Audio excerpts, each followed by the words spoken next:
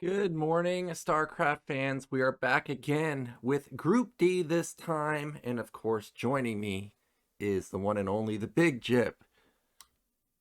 I'm awake, as said the Jew of the Claw, which I know you have no idea what I'm talking about, Nyoken. I have no idea what that means. Yeah, I know, because you've never played a Warcraft 3. The Drewer of the Claw, is that what you The said? Druid of the Claw, man, Druid the of the Claw. bear. The bear, okay. Yeah, you click on him and he's like, I'm awake, because the whole idea is that the Druids were sleeping for 10,000s of years since the Well of Eternity. Come on, man. I'll just take your word for that. I don't know anything about the lore. As you know, when I got StarCraft, instantly in multiplayer. No lore, no single player, no StarCraft 2 campaign for me. I don't know anything about any of the lore. I'm proud of you. Yeah. Well, this group's insane.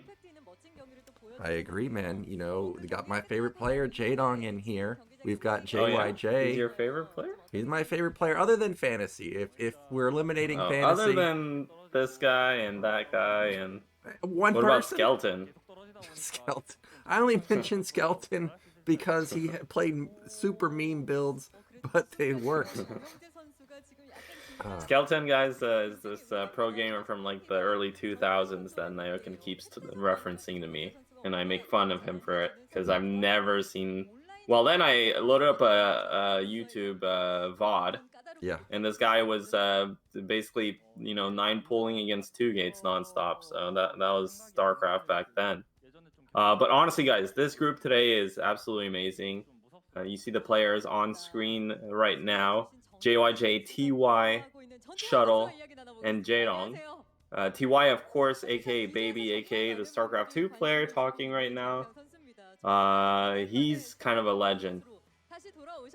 Yeah, you know, he was also commentating StarCraft 2 while also playing, I think, in GSL. So yeah. that's pretty impressive. And now here he is back in Brood War. Of course, we don't know how long he's been playing Brood War, but the fact that you can just go from StarCraft 2 into the top level of ASL is pretty nuts.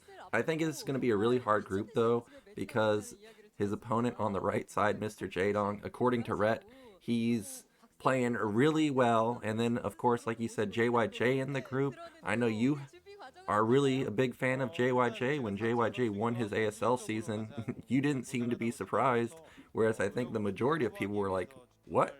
How did this happen? Well, there was a year where people were talking about up-and-coming players, whatever, and I said, well, I've always said something like Royal is he's gonna be a champ at some point. And I've always said JYJ is the most underrated player in the Korean scene. These two, like the Terran players in Korea, are just absolutely nuts, and JYJ is no joke. But we'll see. I mean, this group, I think, is going to be pretty contested. I think TY is going to have a very, very difficult time in this group. He's actually playing JYJ first, and then it's going to be Shuttle versus Jaedong. And really, all 3 of these guys for TY, I think, are going to be very, very difficult. Yeah, regardless of who TY goes up against, if he faces this guy right here, Shuttle's supremely underrated in PvP, at least. Like, there's so many games I watch of him, whether it's versus Light or Rush or Royal. If it gets split map, you're in trouble, because he legitimately has like 30 gateways, and if you miss your macro one time, you're dead. And then in talking about macro, there's the tyrant right here, Jaedong. He's crushing it lately. He had an epic game versus Light that I referenced a few days ago. You should check it out. It's on Retro. Ended up losing, but an insane game. Yeah, Jaedong recently has been doing very well in spawn games and in the in the online environment. It seems like he's experiencing a return to form, so we'll see if that translates to the stage here. He is going to be playing Shuttle in his first game, so ZVP should be feeling pretty decent about that. But yeah, I mean, if I had to make any predictions for this group, I actually think most likely JYJ and Jaedong will be coming out 1 and 2 respectively. But Shuttle could make a surprise here, though. Again, like I said, I think TY is going to have the hardest time. I agree with that sentiment, but I also do think that Shuttle could make an upset here. I Yeah. think his PVT is just too good to His ignore. PVZ is actually really good too. And his Protoss versus Zerg, okay. You know, surprisingly, a lot of Protoss players are good versus Zerg. Yeah. Yeah. I mean, Shuttle, like, he's often this kind of pseudo character or comedy relief type character in the Korean scene, but he's actually really good. I think he's always been very solid, and he's always been, he constantly makes it to the round of 16. I'm sure he's had like at least 5 appearances, if not more, and this guy was the original ASL champ, so can't count him out. But again, JYJ and Jaedong are just in top form these days.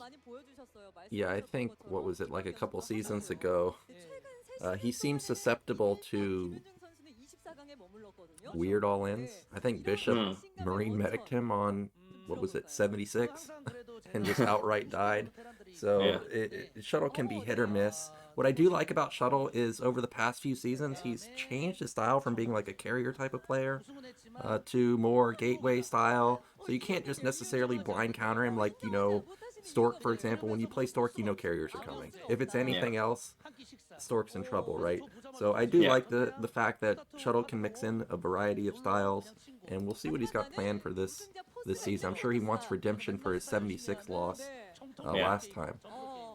Well, the first map, in this group, the first map in every game or every group is going to be Radeon, which is a super standard map, and I think it's a great choice from the tournament organizer. He's given, the nature of best of ones. At least we get a nice, pretty fair 4-player map to reduce some of the variance.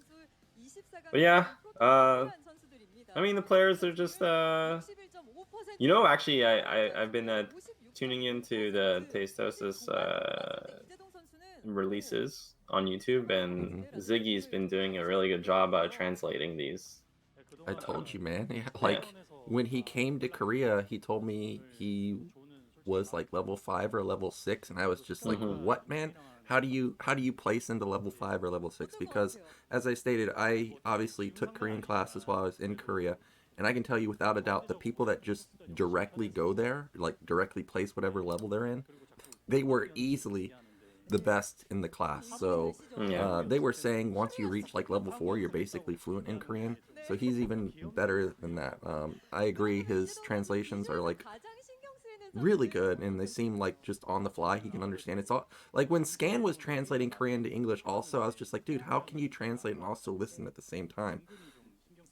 Well, Nyoken, eventually you'll get there. Oh yeah, you think my Korean will get good enough for that? If you don't give up, you should never give up. It would be good to continue. I've told you this before. But yeah, man, dude, this week is gonna be awesome. Today is a really cool group, and tomorrow as well. I'm excited to see Snow play. I'm excited to see Speed play, actually, and Shine as well. And then the day after that, it's gonna be Royal and Rain. So super stacked. And honestly, I've seen a lot of negativity on the forums and on Reddit in terms of the games that have been played in the first week. Groups A, B, and C, but I don't really understand. I think the games have been really good so far. Maybe it's because I'm a player and I kind of understand, like, I know what to expect from these games. I know what to expect from these players, but also given the fact that it's best of one environment, I feel like we've had some insane games. Like that best versus action game yesterday, the last broadcast, I think was really good. That Stork versus Killer game on Blitz, dude, that was out of control. That was a good game. That could have gone either way. The defense from Stork was really good. I agree. A lot of the games have been delivering. I mean, there have been some disappointments, but like you said, it's best of one. Of course there's going to be disappointments. Yeah. What I really want to see is something that may not happen today. A Troy game. Is that possible? Yeah, if one of these players lets it through. I mean, I think in PvZ it's very unlikely for it to happen. It seems like Troy gets banned pretty regularly there, since the early game can swing super hard one or the other, you know. I mean, we did have that Light versus Bisu game on Troy. It looks like the Terrans actually really don't mind that map. Yeah, for whatever reasons, the Terrans don't care. I mean, I feel like out of all races, you would care the most as Terran, because how do you get out of your base? Like, all your units to get out of your base cost a lot of gas. At least with Protoss shuttles, they only cost minerals. With Zerg, sure, they cost gas also, or it costs gas like building Multilis. And we're gonna switch to a screen we just made. Let's bring it in right now. Yeah, let's go. Oh, we're in here? I don't even know. I hope I look good, Nyoken. I can't even see myself. Yeah. Do you have your green? Oh, wait, maybe I can turn on the stream here. Do you have your green screen on? Guys, this is my yellow screen, my yellow room. Yeah. This is what, oh, I see. Look, this is what we look like at 5 a.m.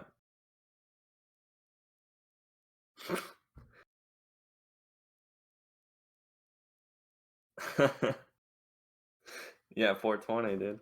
Yeah.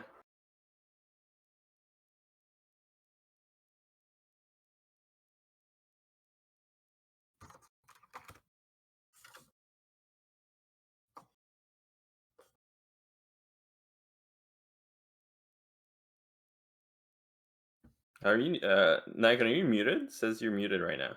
Yeah. Yeah.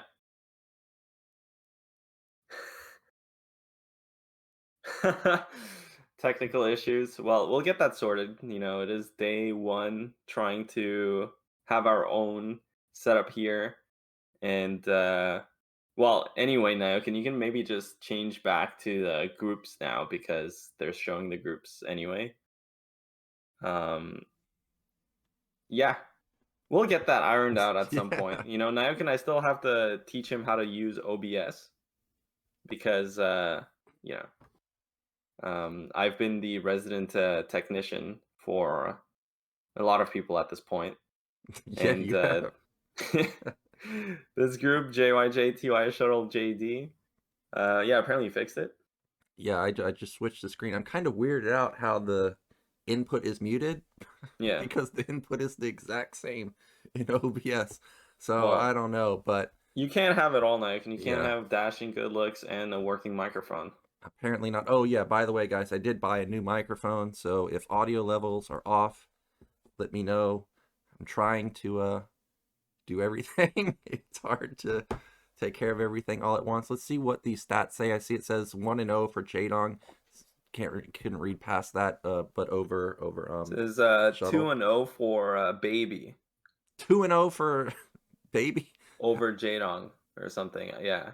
Okay, well that's clearly not from any ASL games. Must be referencing an OSL or something. We're getting a look at JYJ stats. You can see this guy crushing in TVT and Terran versus Zerg. I'm a little surprised at his versus Protoss win rate, because what the games that actually brought recognition for me for JYJ was his back-to-back ASL seasons where he beat Bisu, and those were just easy. They looked easy for him, like the way he just crushed Bisu. So I'm a little bit surprised that he only has a 35% win rate in TVP. Yeah, I mean, I think JYJ, undoubtedly, his TVZ is by far his best matchup. His TVZ is absolutely insane. You can see here ASL online qualifiers. That's the extent of TY's experience so far in Korean StarCraft post Kespa. So time for him to make a big splash, possibly today. TVT is at least a matchup that is, you know, fair. So in the sense that in the sense that I think okay, here's in terms of TY coming back to Brood War and being tested, I think it's good for him to play a mirror matchup, because the mirror matchups are what kind of test your fundamentals more, whereas the other matchups are much more technical. So in terms of experience, I think TVT is actually the matchup that favors people that are less experienced, if that makes any sense. Well, We'll see if that will be a factor here. One of the things I like about JYJ is he will play different styles. He can play Wraith. A lot of the times I actually see him play Tank Goliath. He's not just Vulture Man. So I'm curious what he'll pull out here, and we are ready for game one. So let's get into it. It's going to be JYJ versus Baby on Radeon.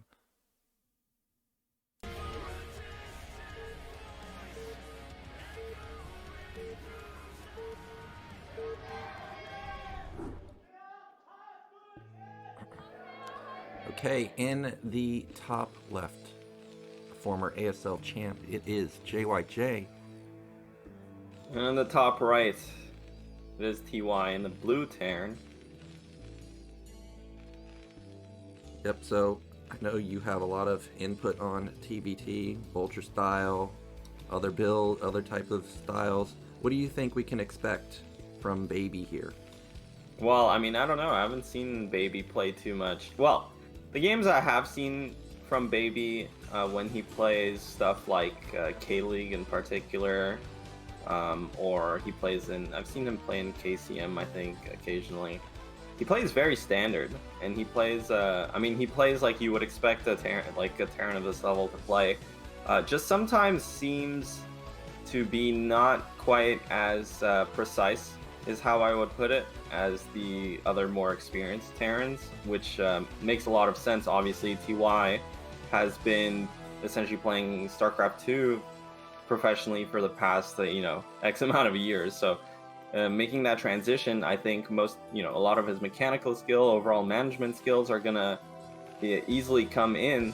But, a lot of what you develop from playing full-time StarCraft 1 basically is the technicality, the precision. So we'll see, but I think he's going to play a very standard game. He's going for this forward 11 racks. So essentially, if you can get away with a forward 11 racks, it's always good.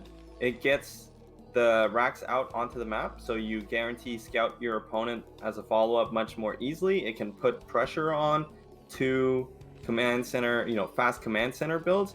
The only weakness this has is, well, it might get scouted, and now this SCV is going to be harassed, and he has to potentially bring another one. I think the SCV is going to be dead. The SCV auto attack is so God. quick. My heart's sinking right now for TY. Yep, this is pretty much as bad as it can get for TY. It could have been a good opener if JYJ didn't cross scout like he did, because it ended up being gasless. He probably would have cut a decent amount of Marines for this, but now he's in big time trouble. Oh my God. The thing is, generally when you forward racks, you don't do it this aggressively. Oh my God, he's so lucky. He is so lucky. Look at the factory 242. That's very late. But actually, JYJ was on a gasless build, so he hasn't started his factory yet, I don't think. Fortunately for TY, because honestly this would have been completely disastrous, and it looks like JYJ, instead of getting the command center, he is going to get a factory. What I wanted to mention real quick is that not to get too sidetracked by the theory here, usually the 11 racks, like you don't want to forward it that aggressively, like in the middle of the map, but actually on Radeon you either build it in your natural or in the middle of the map. Like there's no in between really. So that was very unfortunate for TY, but when all is said and done, actually he's not really punished here. Yeah, he is behind, but he's not like mega behind. If we look at supply, you would think like, oh, he's already down 2 supply, but the thing is it's because JYJ has 3 Marines and TY only has 1.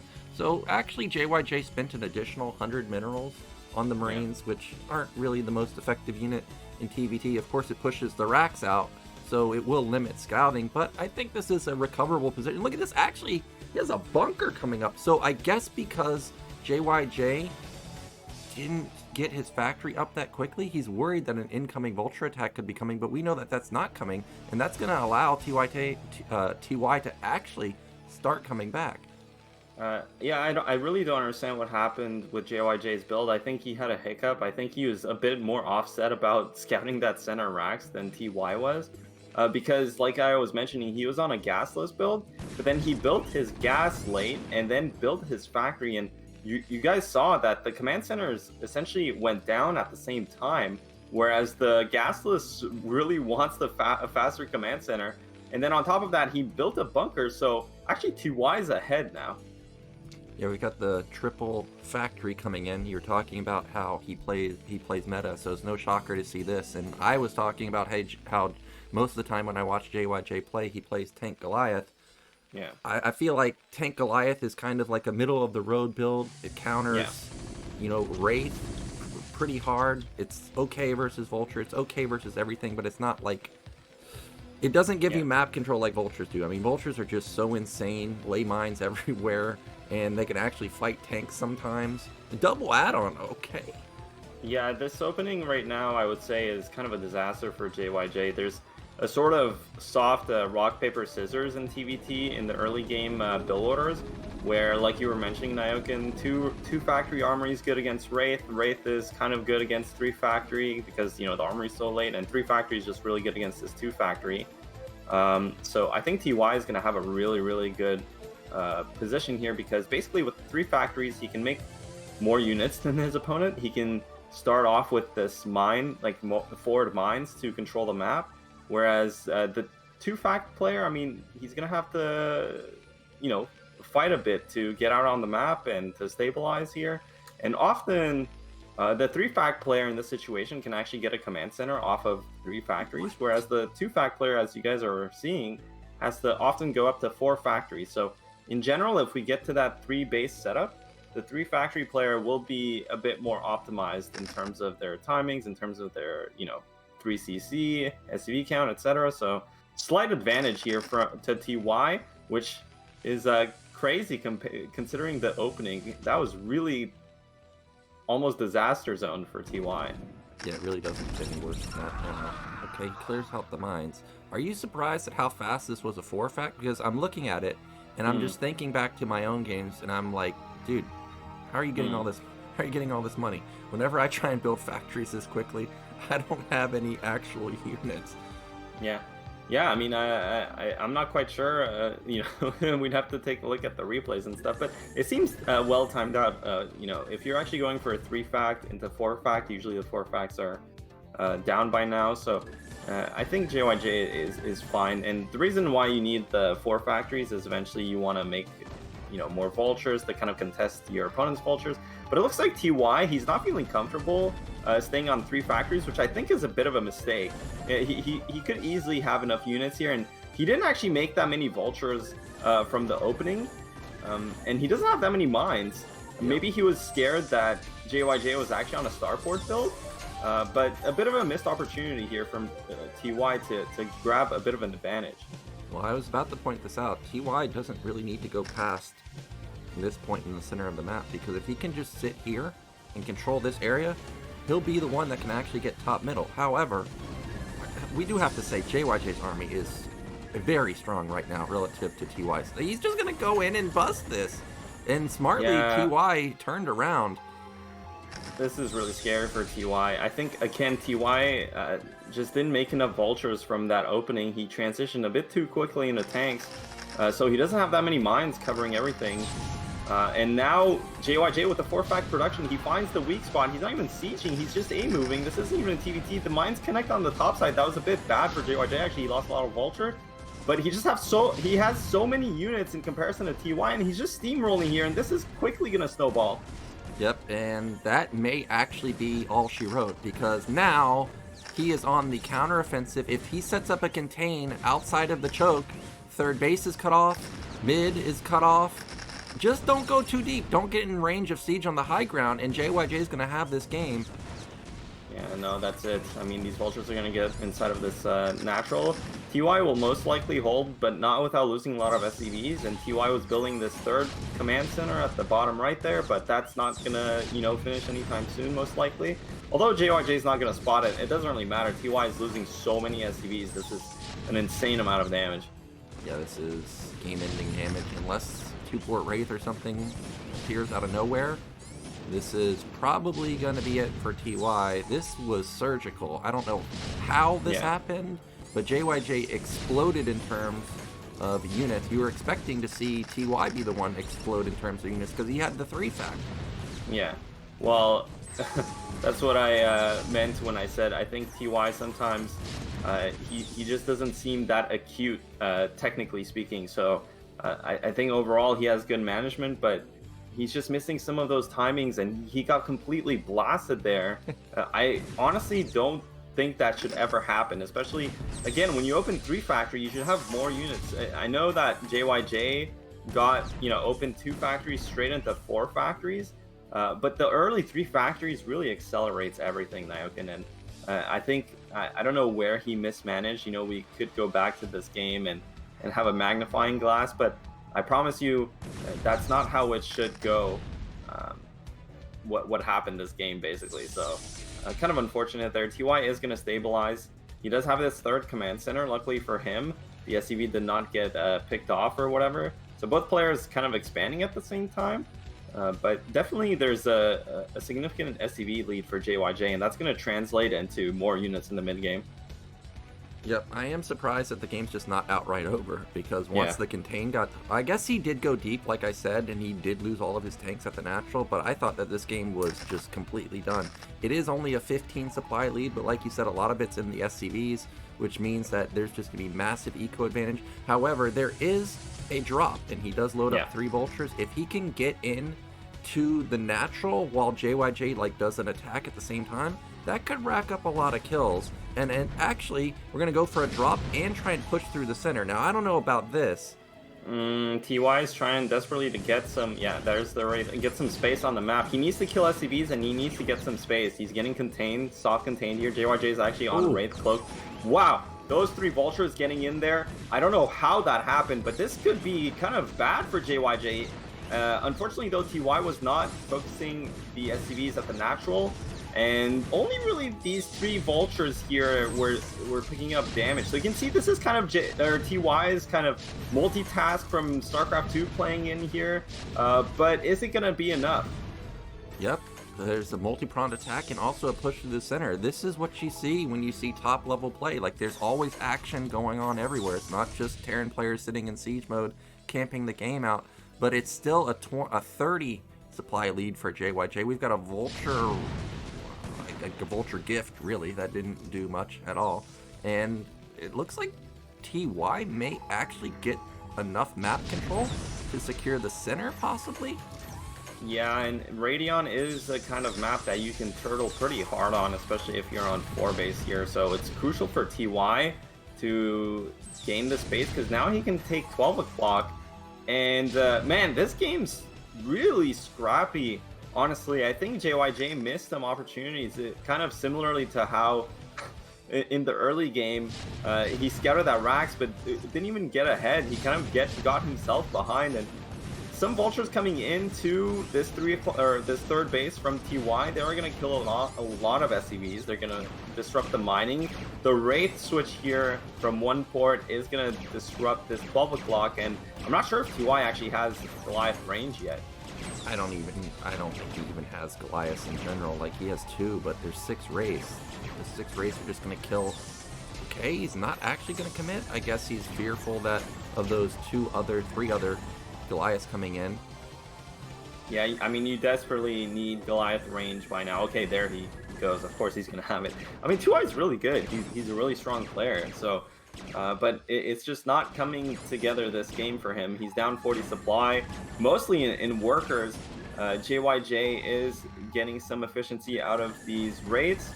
If somehow TY... Okay, not anymore. That's a lot of Wraiths to go down. I think JYJ, honestly, he's also playing just slightly sloppy here. But he has such an insane lead that it's going to be very hard for TY regardless.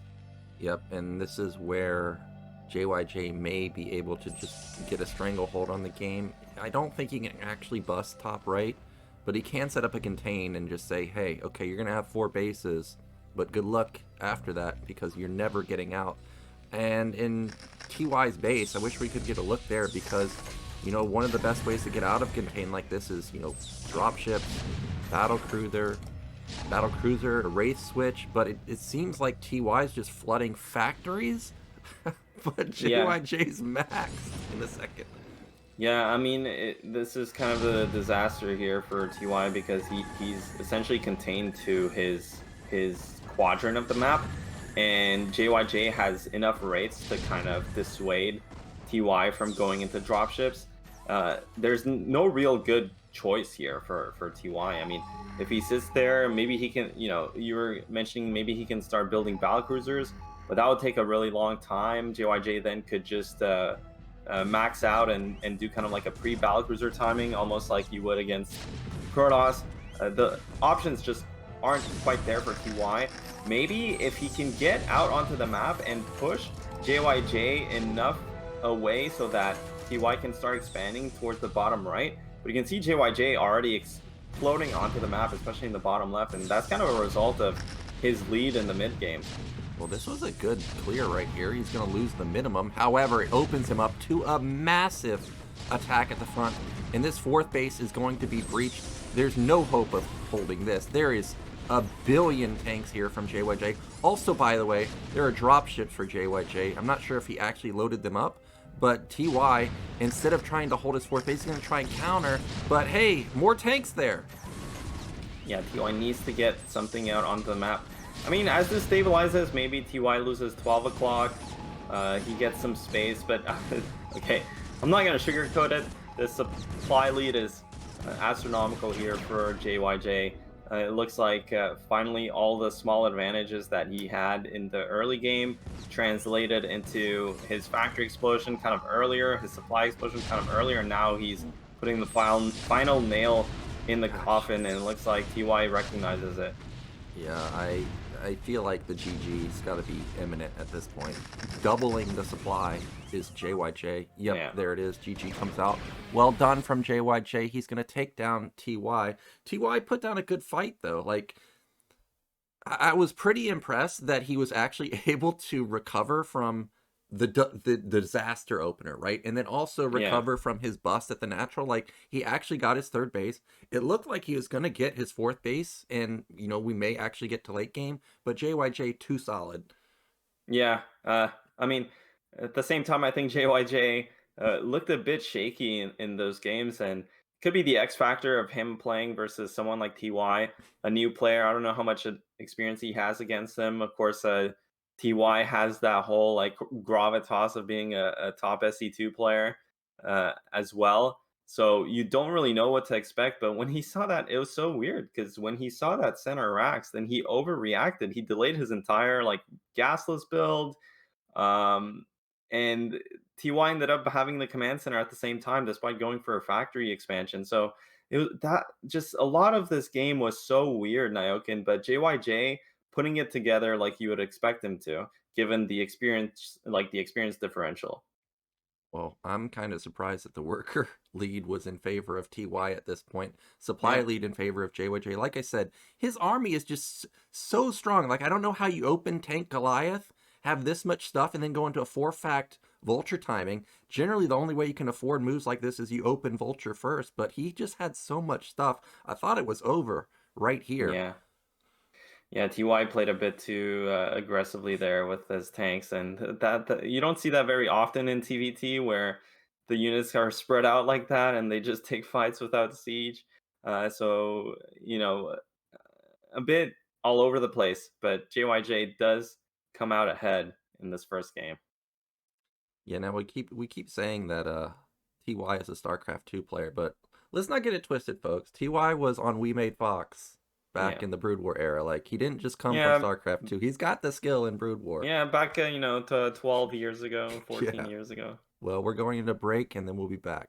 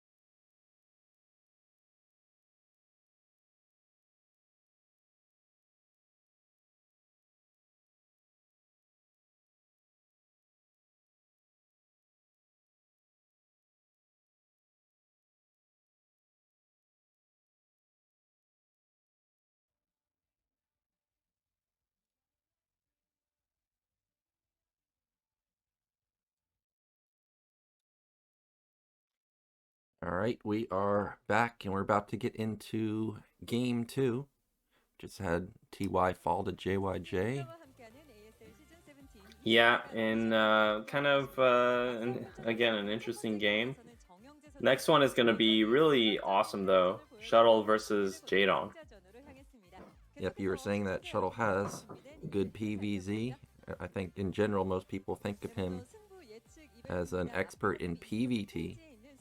But I'm curious to see what Jaedong is up to, because even though he looks like he's in good form, he's going to have to prove it to me, man, because in past ASL seasons, he's also looked pretty good. But in general, from what I remember, like if something happens in the early game, I don't know if he feels like he can't recover or what the issue is, but generally it just like turns into an all-in. There's been so many games where I see him Ling Flood or Hydra Flood into Protoss. Protoss just builds cannons and the game's over. So I'm hoping that he can just have a stable early game and we can actually get to mid or late game and see what he's capable of. Yeah, I agree with you. I think in the past seasons, Jaedong might have had some difficulty mentally and with where he was at, but it really seems as of late that he's kind of regained his confidence, and seems like he's not just mentally, but he was talking about how his wrists were killing him and he was having a very difficult time just playing a lot. But it really does seem like recently he's had a bit of a return to form here, especially offline. Especially online. So we'll see if that can translate on the big stage here at ASL. Again, this is the only major tournament these players have. So, and everyone watches this, right? I mean, not only are there the main streams going on, but the other pros are also co-streaming this. Everyone's going to watch these games. Everyone's going to be commenting on them. So a lot of pressure here. Yep, and we got to look at Shuttle stats. About 50% versus Terran, 40% versus Protoss, and you were right. He's got a 55% win rate versus Zerg. I guess I just don't remember his Protoss Nyoken, versus come Zerg on, games. man. You think I don't know what I'm talking about? Well, I pay attention. Yeah. Okay, these eyes aren't just for show. Okay. They open wide, assimilate the information. It gets stored somewhere. I don't know where, but yeah. Well, we're getting a look at that. Jaedong's. Damn! Oh my god! Look at a ZVZ. What happened, man? This guy used to have like a 70% win rate. Now we're just down in the dumps, 33%. Well, who knows? His BGM, Kelly Clarkson, my life would suck without you. Kelly Clarkson, huh? I like Kelly Clarkson. Yeah, same. She has she has like a talk show now? I do know that because I was confused. I was like, why is she on the show? Is she a guest? No, she's the host. She's the new Oprah. Well, actually, that's Jennifer Hudson, but she's the new Ellen. The new Ellen. Okay, I guess I wasn't aware of that, but I did know she's got a new show, and we've got it turns out that Oprah and Ellen and all of them, they're kind of they're gone now, so that there's a new generation of talk show hosts. Indeed. It looks like we've got a lot of fans for Jaedong. The first few fans were definitely Shuttle fans, but now we see almost exclusively Jaedong fans. Yeah, well, Jaedong is a superstar, so literally single-handedly probably packing this studio up. We saw how for one of the groups, I think the Mind Stork group, Mind Stork Killer Hero, unfortunately the place seemed empty. And I think everyone here is actually here to watch Jaedong, so that's what happens when you have a superstar playing. It looks completely packed, man. Yeah, and we've got the next generation right there. That's going to be ASL Season 54 winner. I'm calling it right there. One of those two is going to win the finals. More Jaedong fans. I can't believe how many signs there are for him, man. Yeah, that's and honestly, this is part of it, man. Like, he's got to know a lot of people are there to watch him, and I know he doesn't want to disappoint his fan base, and I've seen him kind of on stream be super apologetic when he's had poor performances, and I can't imagine how it's like to be in those shoes and have those expectations and have all those people cheering for you, you really want to perform. So the pressure's on, man. Yeah, and he's a Golden Mouse winner, so he has his own expectations. You know, he does not like making it to the round of 8 or round of 4. That's not the goal here. He wants to win. Looks like we're gonna have technical difficulties, I guess, probably with mouse or keyboard for Jaedong. So I guess we're not gonna be going into the game just yet.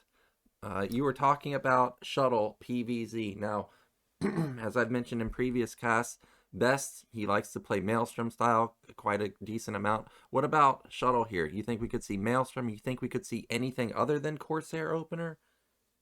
I mean, the Corsair opening, the 1-1 opening is just so bread and butter in this matchup. It covers everything, so I wouldn't be surprised to see it. But who knows? Maybe Shuttle will have something up his sleeve. The first, the first part of the matchup is all about, does the Protoss open Gateway? Does the Protoss open Forge? And because that really sets the tempo for the rest of the game, much more so than if Zerg chooses to go pool first or hatchery first. So we'll see what Shuttle has prepared here again. I mean, actually, it's true that Shuttle also has quite a bit of a following. So I'm not surprised that this group is attracting a lot of people. Yeah, he's up there with players like Calm, C. Who else? Rain. I mean, he gets all types of Okay, fans. maybe not that maybe popular, not that high, but you get my point. It's not like if you load up Afrika, he's gonna be like near the top of the viewer list for Brood War easily. Yeah, but it turns out Jaedong is just he's just a god among mere mortals. You know, this guy is he's a Chad man, looking good too. Hopefully he can get the issues sorted and not let that affect him too much. But it looks like he's getting close to ready here, and we are going to get into the game momentarily. Yep, Radeon ZVP. Have we seen a Radeon ZVP? No, I don't think so, actually. Yeah, I was just thinking that. I'm like, there's been obviously ZVPs in the tournament, but I don't actually remember seeing a ZVP on this map. Yeah, no, actually, wait, I have the wrong, I have the wrong season open. Clicking around, I don't think so, actually. I'm looking right now. Like, no, we have not. This is going to be the first PVZ on Radeon. You are right about that, Nyoken. That's a little surprising that we're already in Group D and there's been no ZVPs, especially since Radeon's the first map. This map is quite big. You know, I always have high hopes that we could get split map. Lots of bases, though. It's kind of Vermeer-esque, right, in that sense, where you have just so many bases. Yeah. Yeah, but it also has 2 fewer bases than Vermeer because in the middle there's only 2. So actually, this actually doesn't have that many bases, but it looks like the game is ready, guys. So let's get into it. It is going to be Shuttle versus Jaedong for game number 2 here in Group D.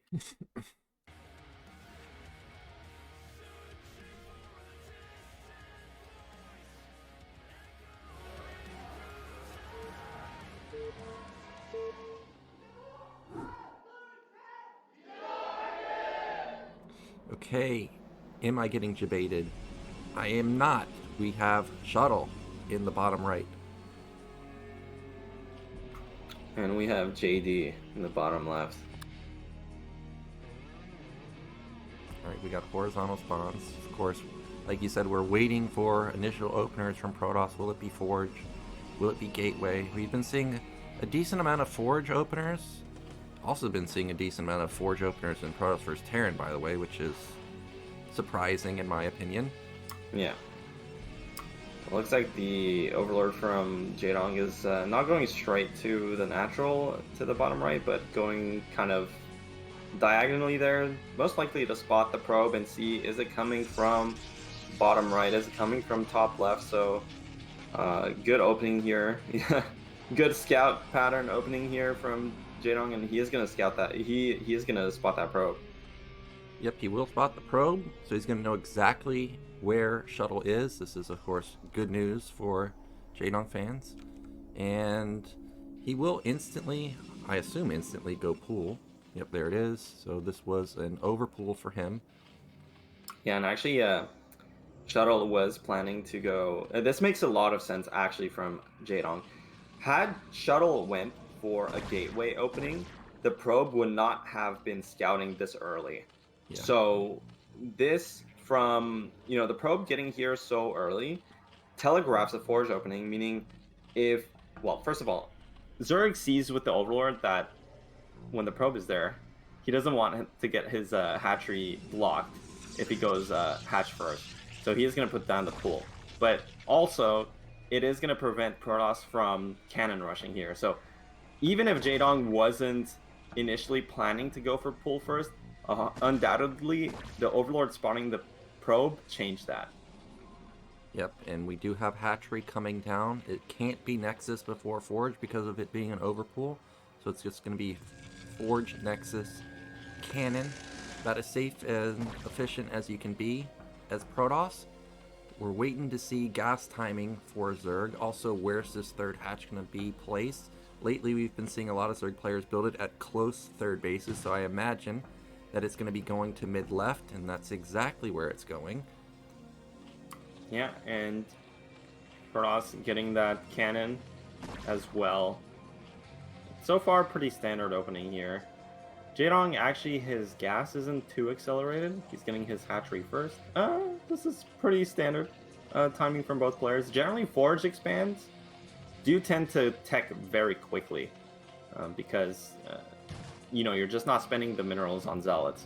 And likewise, Zerg wants to match that tech. And with this probe inside of Zerg's base, it's very hard for Zerg to go for something like a 973, like Hydra Pressure. Because obviously if Protoss sees it coming, it's very easy for Protoss to adjust their build and stay safe.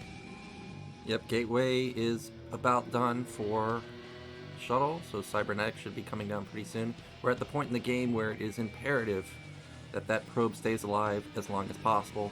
50 gas now mined for Jaedong. He could put down the Hydrogen at any moment. Just confirming a lair is not going to be enough if the probe gets taken down too quickly, because that could be a cancel into Hydrogen. There's the Cybernetics. Yeah, Jaedong actually started his lair before the core. I wonder, and Shuttle went for that Zealot first before the core. So Shuttle delaying his tech timing slightly to get the Zealot out. I'm not sure if JD actually saw it move out, but one Zealot against 4 Lings, it is going to get into the third base. So basically here, Shuttle delayed his tech a bit just to try and get some harass onto the third. This Zealot has to do something, because otherwise JD is slightly ahead. Well, there's the Stargate. As expected, it still seems pretty damn fast despite opening Zealot before core. Spire should be coming down pretty soon if it hasn't already. That Zealot I don't think is going to get much damage done. Look at the micro. Look at the moves. Yeah, Jaedong is dealing with this beautifully, and the second Zealot as well. That's the dangerous part, but you can see Jaedong already has 8 Lings total, so managing his larva perfectly and just playing immaculately here in the early game. Yep, these 2 Zealots have done basically nothing. Like, not only did they not get any damage, they also didn't even force out that many Lings. Yeah, I totally agree with you, Nyoken, but the 2 Zealots here joining each other. One of them is pretty bruised up. Corsair on the way. Speed finishes though, and man, this is kind of spiraling out of control for Protoss. Having the first 3 Zealots get mowed down so efficiently. Sure, he forced 4 Lings, 4 extra Lings from the Zerg, so at least they did something, but look at how essentially Shuttle has no Zealots banked for his speed lock timing, so he needs to, at some point, put down extra gateways, but he needs to also make more Zealots to plug the hole in the front. So, essentially, that early game harassment is going to negatively impact his mid-game harassment, like his mid-game timing. And Zerg should be in a very comfortable position to just get up to like 6 hatch and get the drone count going super fast. Well, he is going to get 1 Overlord with his Corsair. 2 Zealots are going to push out again, but I can't imagine this really doing much. And this is going to be, I think, actually mutilous. There goes the Overlord, and it is going to have to run away. Okay, actually, Hydrodon's already done at the 3rd base. Yeah, and 5 hatch. The second gas from Genyk was actually very early. Well, I wasn't paying too close attention to the build order, but it looks like just a couple of Scourge are going to pop out. That Overlord kickoff was pretty big for Shuttle in terms of trying to even out this this early stage of the game, and now these Zealots are actually trading very efficiently. Yeah, that was a good trade. Zealot into the natural at the same time. How many kills can he get? I really like this from Shuttle. I really like this adjustment here, where instead of just sitting back and banking Zealots, like I was mentioning, his follow-up +1 timing would suffer greatly from the early game. Well, he's still trying to get some value off of these Zealots. So I don't know if, I mean, honestly, from Zerg's perspective these days, I think JD is playing a bit of an, I wouldn't say outdated style, but most of the time you see Zerg's opening 5 mutas here, because you don't need to get the Hydra upgrade so early. You can put on a bit of pressure and then you can go straight into 6 hatch. But with this Hydra opening, basically it's a bit clunky. He's on 5 hatch, he has to make a couple Hydras to survive, and now he needs to make drones again, but he can't be too active with these Hydralisks out on the map since he has to defend his Overlords. This looks like it could be going for a killing blow because he's got Overlord speed. He's got something like 20 Hydralisks. That's not even half of them right there. He's still building pure Hydras at this. Okay, there we go. There's a drone cycle. I was getting a little worried that this is turning into an all-in, but that is a lot of Corsairs. No +1 just yet, though. Yeah, he's trying to pressure with the Hydra upgrade so early. He's trying to force Protoss to get some cannons out. But this really is not looking good for Zerg, actually.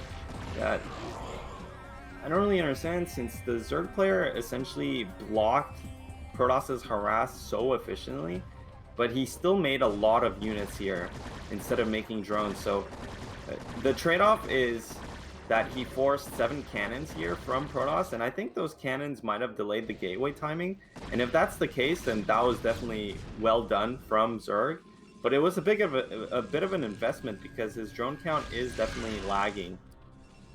Well, speaking of delayed, these gateways are massively delayed. We're at 9 minutes, and we're just now putting down our 3rd, 4th, 5th gateway.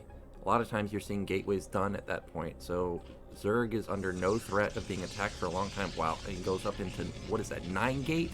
Yeah. Yeah, I mean, I do like that Jaedong is droning behind us. He did this well because he needed to have a couple Hydras in the main.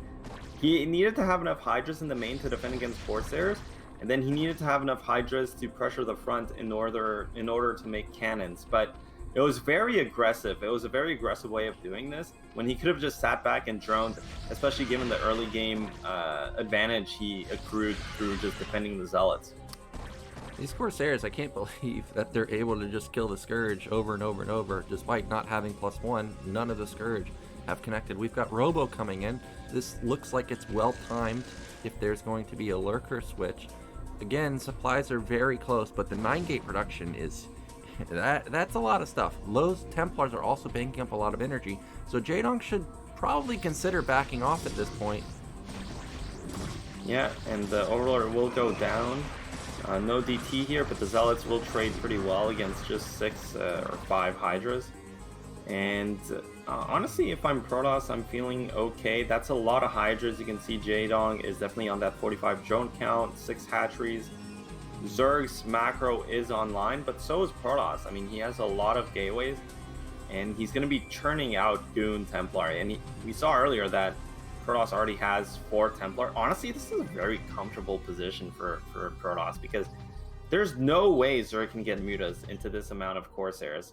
And Protoss has 9 gateway production. He's been banking energy on the Templars for a long time now.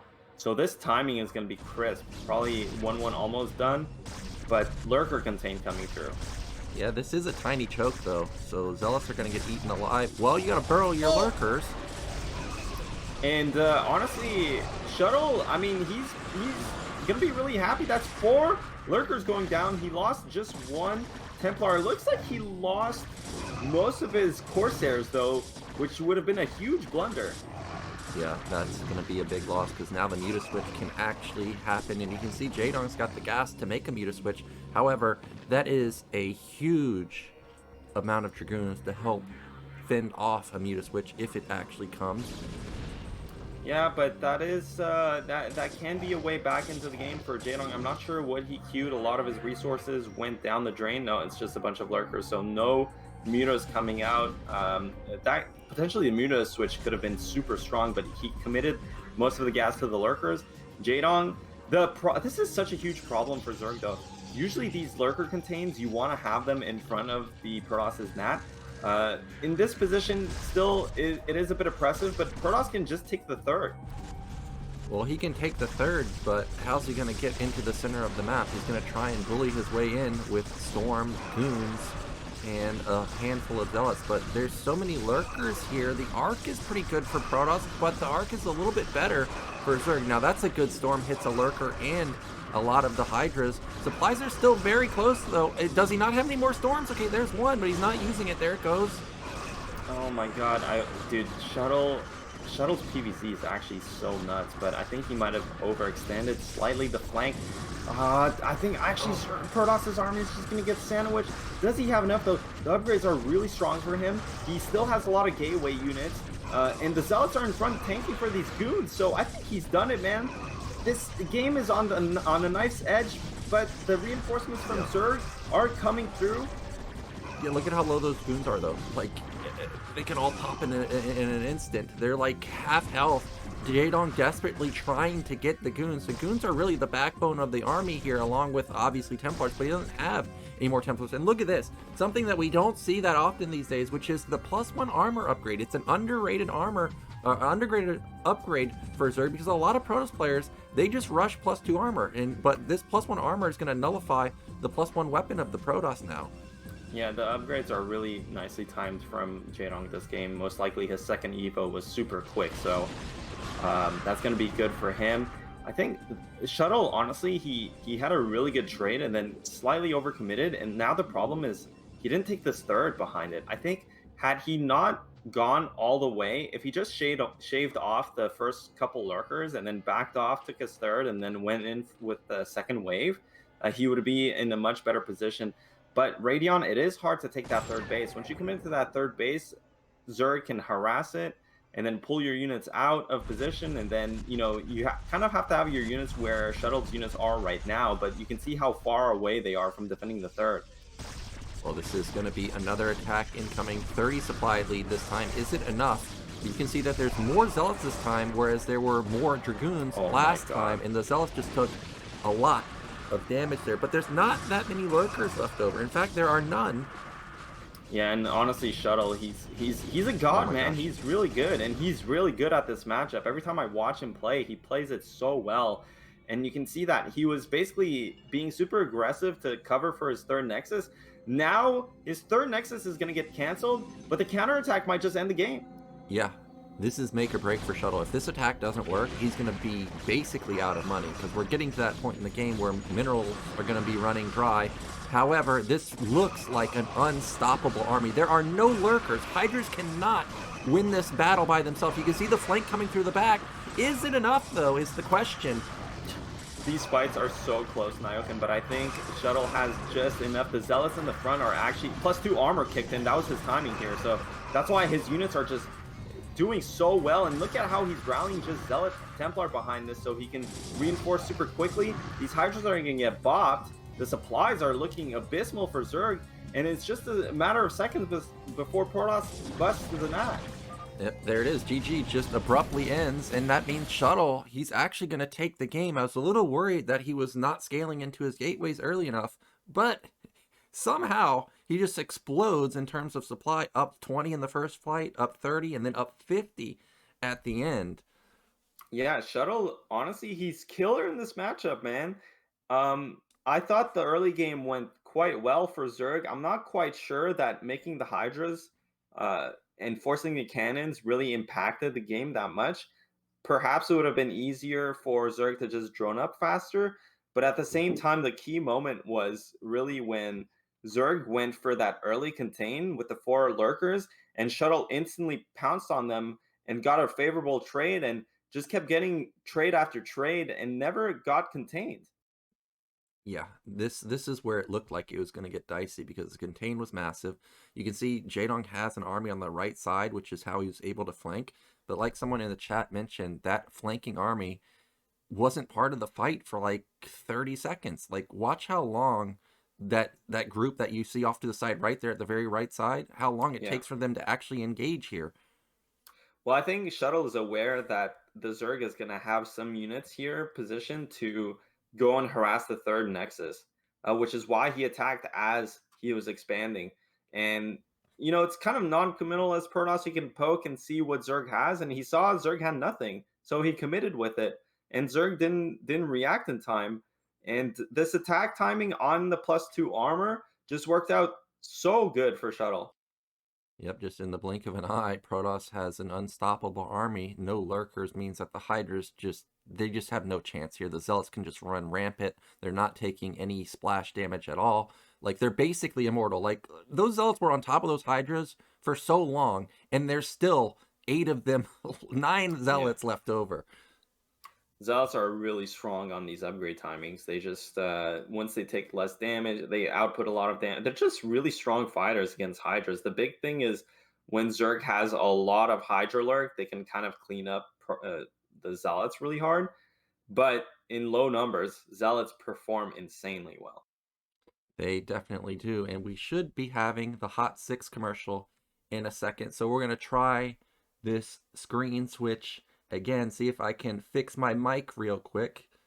Yeah, hopefully you've cracked the technician's code, Nyoken. And but yeah, I mean those games, man. Shuttle played so well. Let's see. Did you actually fix your microphone? I did fix my microphone, but I gotta fix the noise suppression right now, and looks like I got it, man. So we got our caster booth with the suggestion from Gypsy here. He's messaging me, before the ASL. He's like, we need our own booth, man. I'm like, well, there's no screen for that. I'm like, well, maybe I can take care of that and make our own booth. Like I was trying to say in the beginning of the cast, this cast brought to you by StarCastTV. You can check us out on YouTube, check us out on Patreon. All the games that are posted on the StarCastTV channel are paid for by Cruiser, buying replays from the pros so that we can cast them. Also sponsoring the StarCastTV Star League, which I just finished. It's finished and it will be out soon. But we also have StarCastTV Star League Season 2 coming out pretty soon. So if you like the content you see on StarCastTV, definitely consider becoming a Patreon. Your money will go towards creating more content, more Ultimate Battles, more Star Leagues and the such. Yeah, Cruiser, who runs the StarCast channel, he's such a committed and passionate guy. He also casts all the games in Korean. I really like his casting, actually, and he kind of built he built the channel from the ground up. I know you've helped him a lot, Nyoken. So definitely, guys, if you want to support the StarCast channel, check it out. I do need a green screen. Someone is saying in the FreeKid chat right now, I do have a green screen, but for now, you guys get to see my yellow background, which is more than enough. I would say, but my green screen's somewhere. I just haven't set it up since we casted a PSL, Nyoken. I know, man. Yeah, I kind of just sprung it on you like last night. I was like, "Hey, you got your green screen?" I mean, No. But I guess actually, I I just was assumed. thinking about it. I know I have to. It's just it's somewhere. You know what happened, Nyoken? I blew my back out. I'm getting into that age. It's just. I wanted a Coke from the fridge.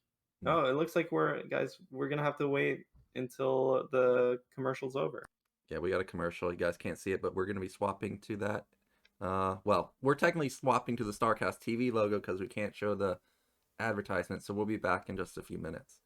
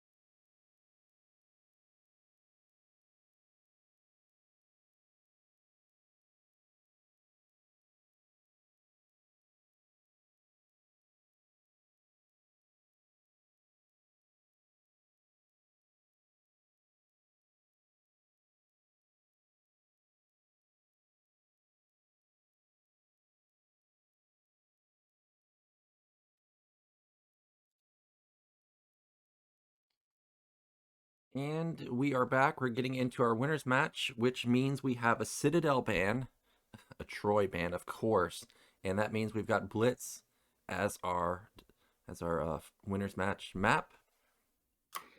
Yeah, and JYJ is not gonna be happy seeing Shuttle advance. I think he probably would have preferred playing a TVZ, as that is his super strong matchup. In general, TVP is probably his weakest matchup. Shuttle, though, I mean, I really think his PVZ is actually where he shines. So this should be an interesting game between the two of them. You can see Shuttle smirking, man. He's probably typing a lot of trash talk to JYJ in the lobby. Well, I mean, I'd be smirking also if I got PVT on a 2-player map with, a billion proxy positions. Not only can you proxy in their natural, you can proxy at their third base, you can proxy in their main. So I would be smiling also. Yeah. Blitz Y is going to be the map here. A 2-player map, like you mentioned. This is going to be interesting to see. And, well, the game is ready. Who is going to come out first? In first place in Group D? Is it going to be Shuttle or is it going to be JYJ?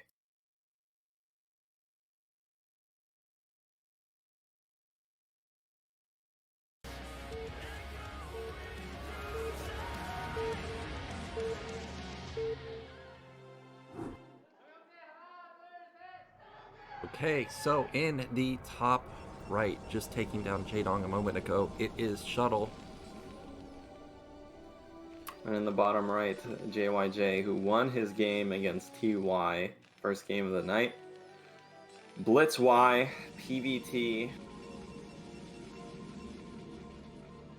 Yeah, well, before we went into the break, you're telling me Oh, about... yeah, I was talking about how I blew out my back, man.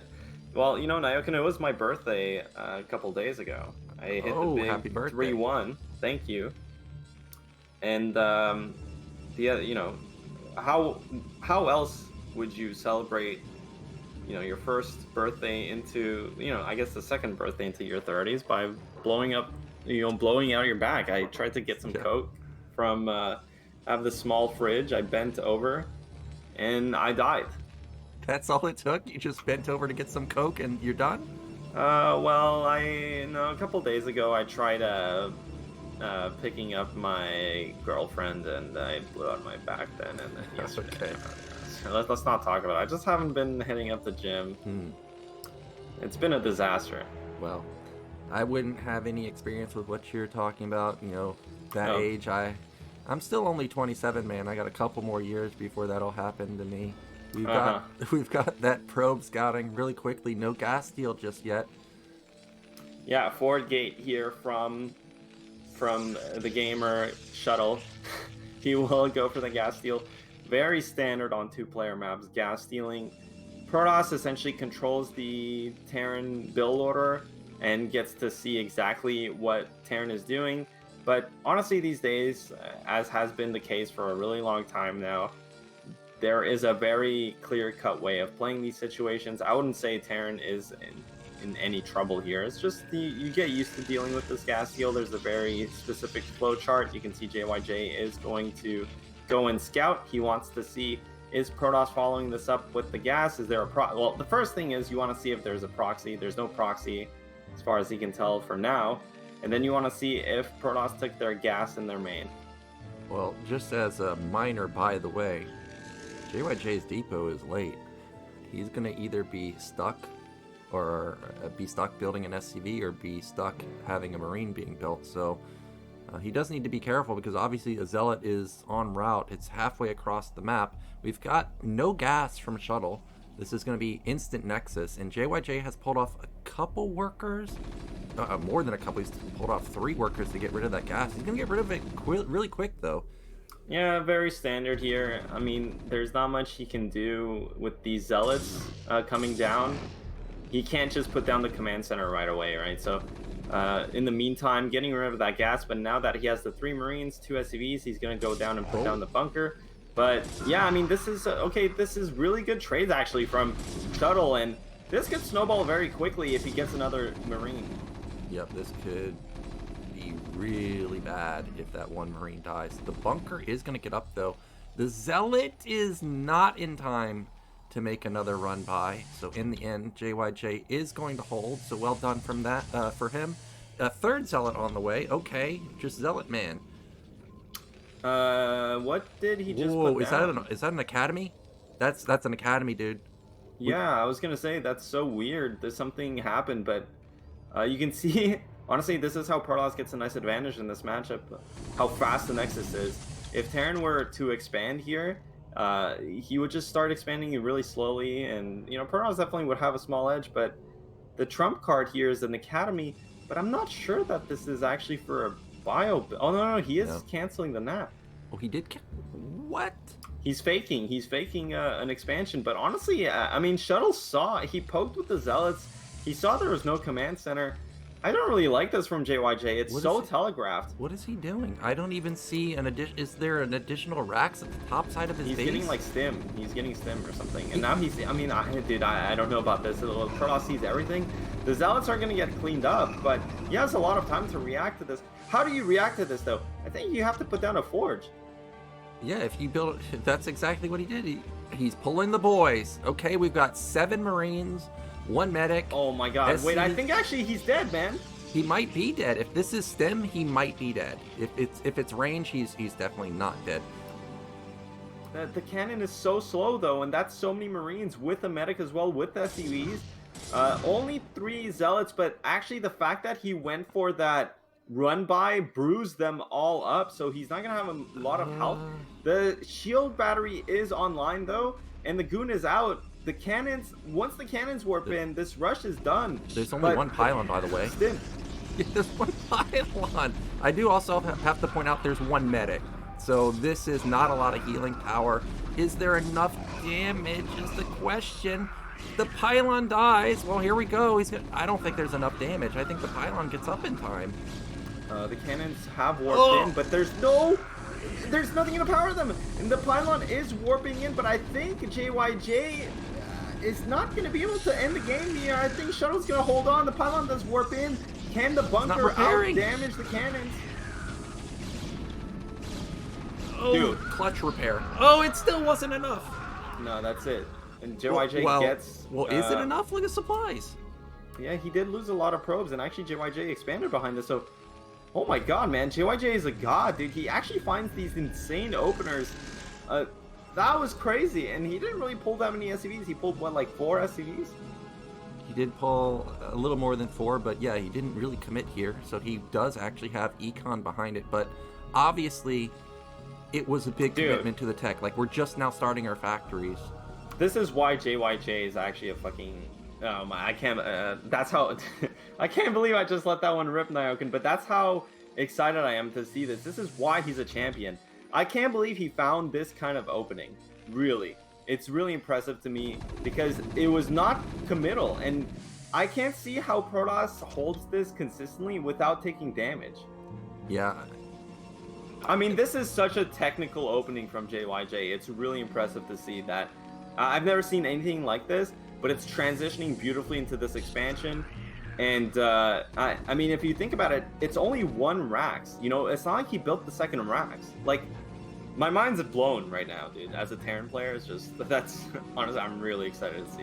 Yeah, as someone who does play Marine Medic, sometimes because I get tilted and I'm like, screw this Protoss, I want to go kill him, right?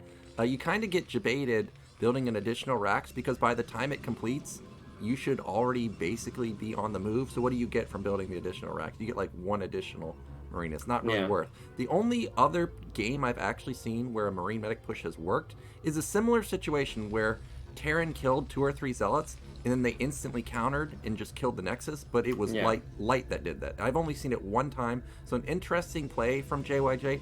Seems like we're stabilizing because Protoss is going to start getting their Robo, Tech, Observer, Reaver likely, but Terran, who opened 1 rack stim, is all of a sudden on 3 factories.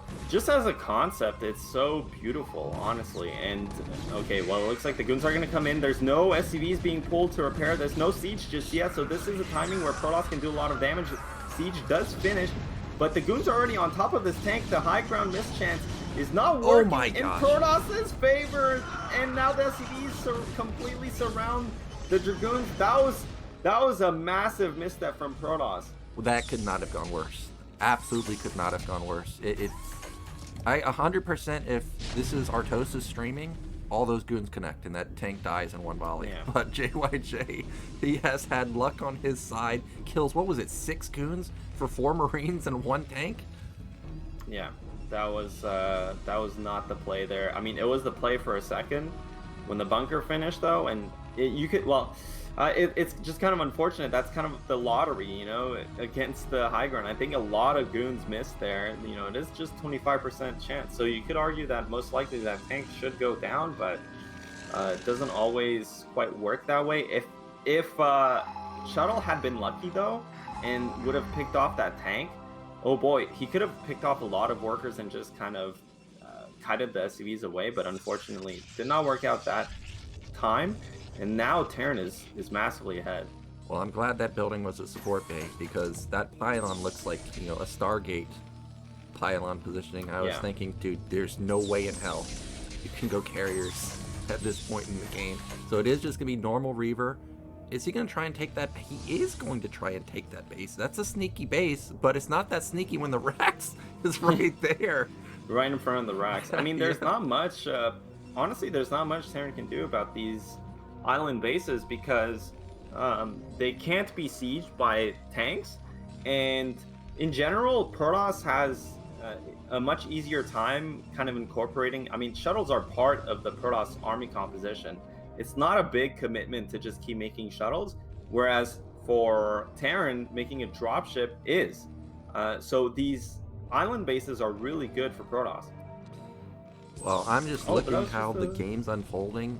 Protoss is on 2 bases versus a Terran that's on 2 bases with 5 factories.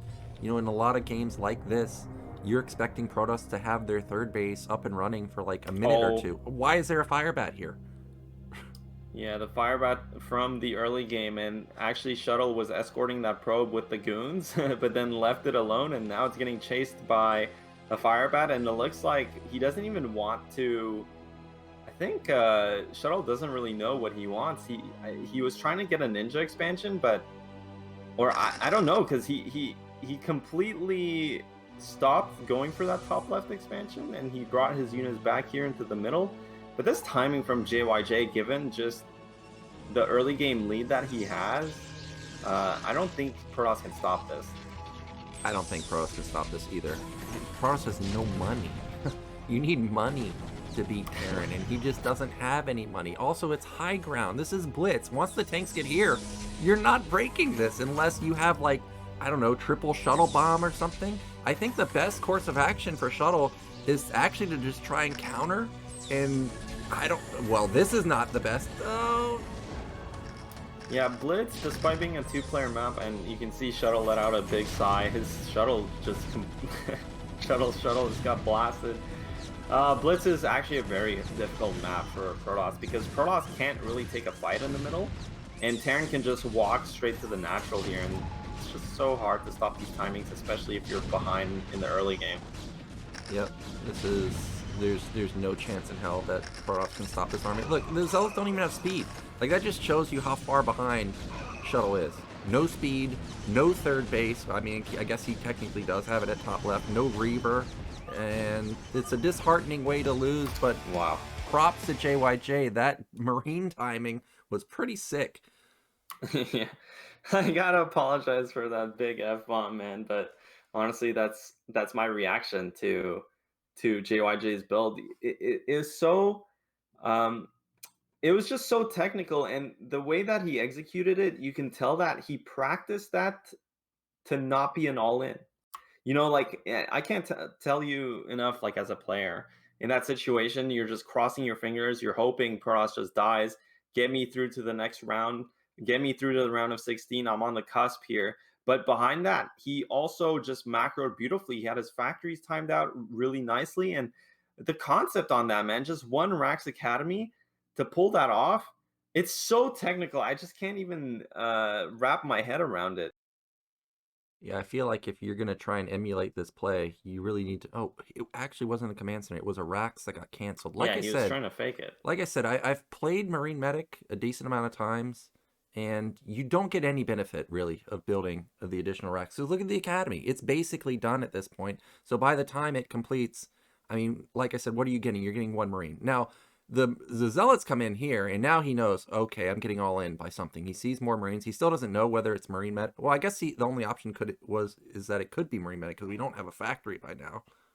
Yeah, but just coming into poke, he took so much damage, Yeah. and that's kind of part of Protoss's game plan to get a run by with the Zealots. You know, if Terran's expanding, those Zealots are worthless eventually in the mid game, so they want to poke in. But the fact that they took so much damage actually made this rush work really effectively. Because imagine if he had 2 extra Zealots here that had more health, he would have had more time to build the additional pylon, etc. So I don't know if this opening from JYJ can be very consistent, but preparing this for the tournament, it was really impressive. Yeah, well, the thing is if the Zealots don't poke, he doesn't know a Marine Medic's coming, and he Yeah. probably dies. If he does poke, he confirms it, and apparently he still dies. So it's like a damned if you do, damned if you don't. I actually thought the game might end here, but the SCV is a little bit too slow to get onto the repair. But look at the damage. 13 probes versus 24. Yeah, I mean, just amazingly played there from JYJ, honestly. And I mean, this guy, he's a thinker, man. He always has these technical innovations in all of his matchups, and especially in TVP, I always see him do some killer early game timings with FDs, with tank pushes, with whatever. And he doesn't really play like the other Terrans. Like, he has his own timings. Like, I know I was watching some replays not too long ago, and he would do this 2 tank timing, but actually pull an SCV consistently, and that one SCV would just repair the tank, and I wasn't seeing any other Terran do that. Yeah. And but that SCV literally was winning him games. So just small things like that only JYJ does. And this was kind of a showcase of exactly what his strengths are as a player. I mean, this guy, I've heard that even Flash looks up to his optimization.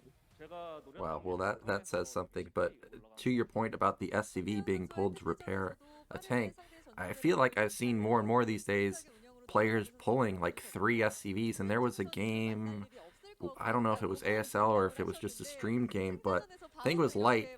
This tank just felt like it was immortal. Like, I just kept looking at it, and I'm like, dude, it's not dying. It's still not dying. It's still not dying. And then he ended up saving the tank and then repaired the rest of his army too. It is crazy Yeah. how strong repair can be in situations like that. Yeah, and JYJ, honestly, he is a killer, man. I'm really impressed with I'm just really impressed with this game. Against TY, he kind of looked very shaky, honestly, but he did still dispatch him, so he is gonna come out first in this group, and that sets us up for a couple interesting matches. We have TY against Jadong next, and then Shuttle's gonna be waiting the winner of that.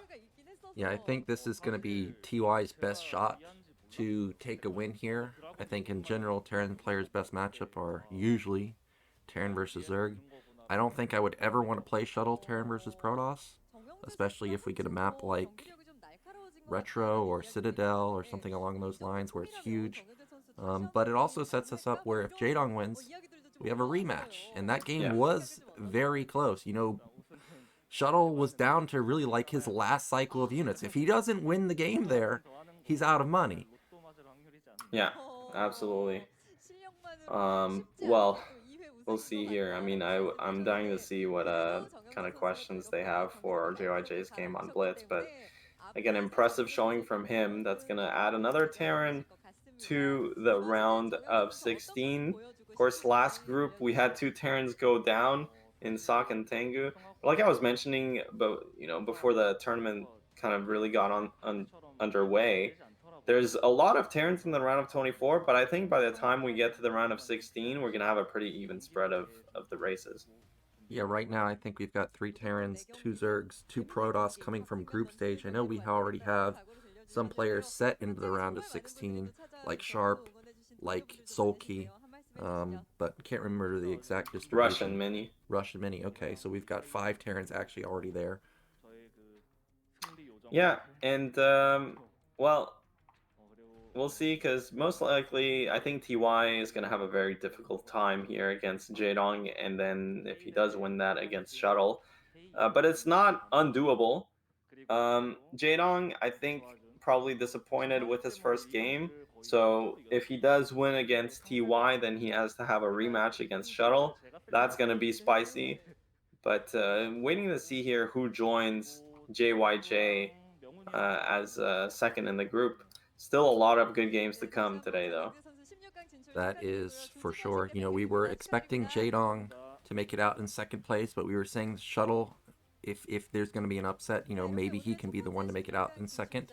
I think that prediction is probably accurate. It seems like our interview is over, so we're going to be going into a break in just a moment, and then we'll be back with our losers match, which, as you can see, is going to be TY versus Jaedong.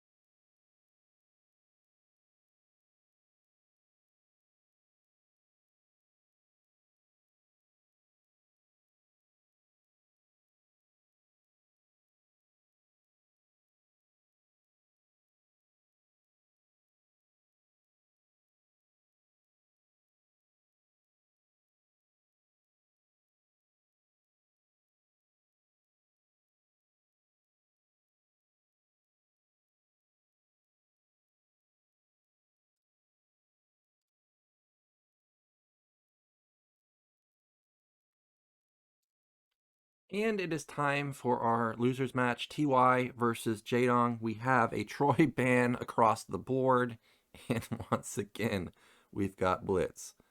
Yeah, that's so. Oh, that's really funny, Nyoken. I think if they don't ban Troy, there's clearly a preset like 3 maps or something, Yeah. and if they don't ban it, it's very likely that it gets picked. So, and not surprising to see that. Again, we were talking about how TY this is his moment to shine. It is a TVZ, which has traditionally been the easier matchup for Terran to play, but against Jaedong, man, I mean, that's a tall order. Yeah, it's also a two-player map, so Zerg, it's going to be hard for them to like hide bases, right? Like they're not going to be able to, pull out an LZ Gamer base. unless it's like bottom, like one of the corner bases, and it just happens to be on Terran's side of the map. I mean, that'd be crazy, but I don't expect to see that. So if Terran can get to mid game in late game, I feel like it's going to be hard for Zerg, to go, crazy mode on like 4, 5, 6 gas. I don't even know if 6 gas is really feasible on this map. Yeah, at the same time, I think if I'm a Zerg player and I'm playing for a tournament life in a best of 1 in ZVT, I'm not feeling too good. Terran, there's a lot of ways you can get ahead in this matchup, which is why it's been kind of traditionally more oppressive from Zerg's point of view. If he wants to go for that 12 hatch, you got to be wary of 8 racks. If you open overpool, you kind of hope that they're going 8 racks. So we'll see. Blitz Y, here it is. Jaedong versus TY, both fighting for their tournament lives.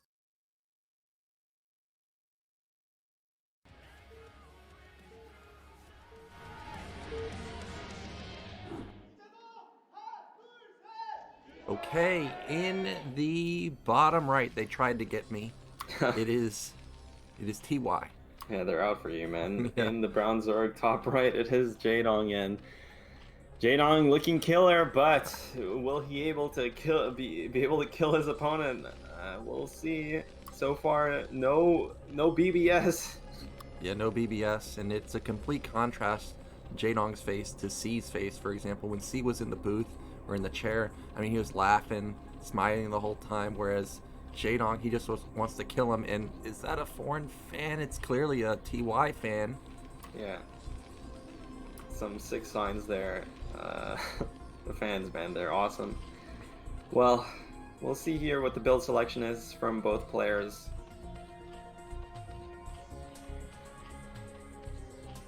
More Jaedong fans. I think the first sign said it was the first time he's been to ASL. So he's definitely hoping to see a Jaedong victory. We've got a depot at the front, so we're going to have another semi-wall. Yeah, and I haven't seen this kind of wall before. The Rax is going to be on the left, most likely. But actually it looks fine. And then the only hole is to the right of the depot. So TY opting to play safe. Okay. Interesting wall placement. I actually thought he was going to put it above the egg and then maybe complete the wall with the depot on top. I don't know, but that depot just seemed really far forward, like you said. But it is just going to be small gap on the right side. We do have 12 hatch. I mean, let me tell you something. Holding a 4-pool with this setup is not going to work. Oh, you don't think so? No, absolutely not. So, luckily for him, it's almost impossible that Jaedong, being Jaedong, in a best of 1 for his tournament life, will he gamble in 4-pool? Never. So, it doesn't really matter. It looks like Jaedong does not opt to try and chase that SCV down with the drones, but Zerg's gonna be feeling pretty happy that he doesn't have to deal with an 8 racks going 12 hatch. And oh my, I don't, baby, TY, honestly, in this situation, you want to make the Mierin, because look, he has 4 SCVs idling Nyoken. Yeah, this is a lot of SCVs that are not mining. I was actually expecting him to put down the depot first, but it ends up being command center first. Well, this is really greedy from TY. Like, when you see the Zerg's drone scout come in, you want to delay the command center, just put down a depot and the Mierin, because otherwise, like you guys saw just a moment ago, Terran has to pull a lot of SCVs just to protect the SCV building the command center and build the second depot. So a lot of idle time there for Terran, whereas Zerg didn't really have to commit anything. That's just his scouting drone.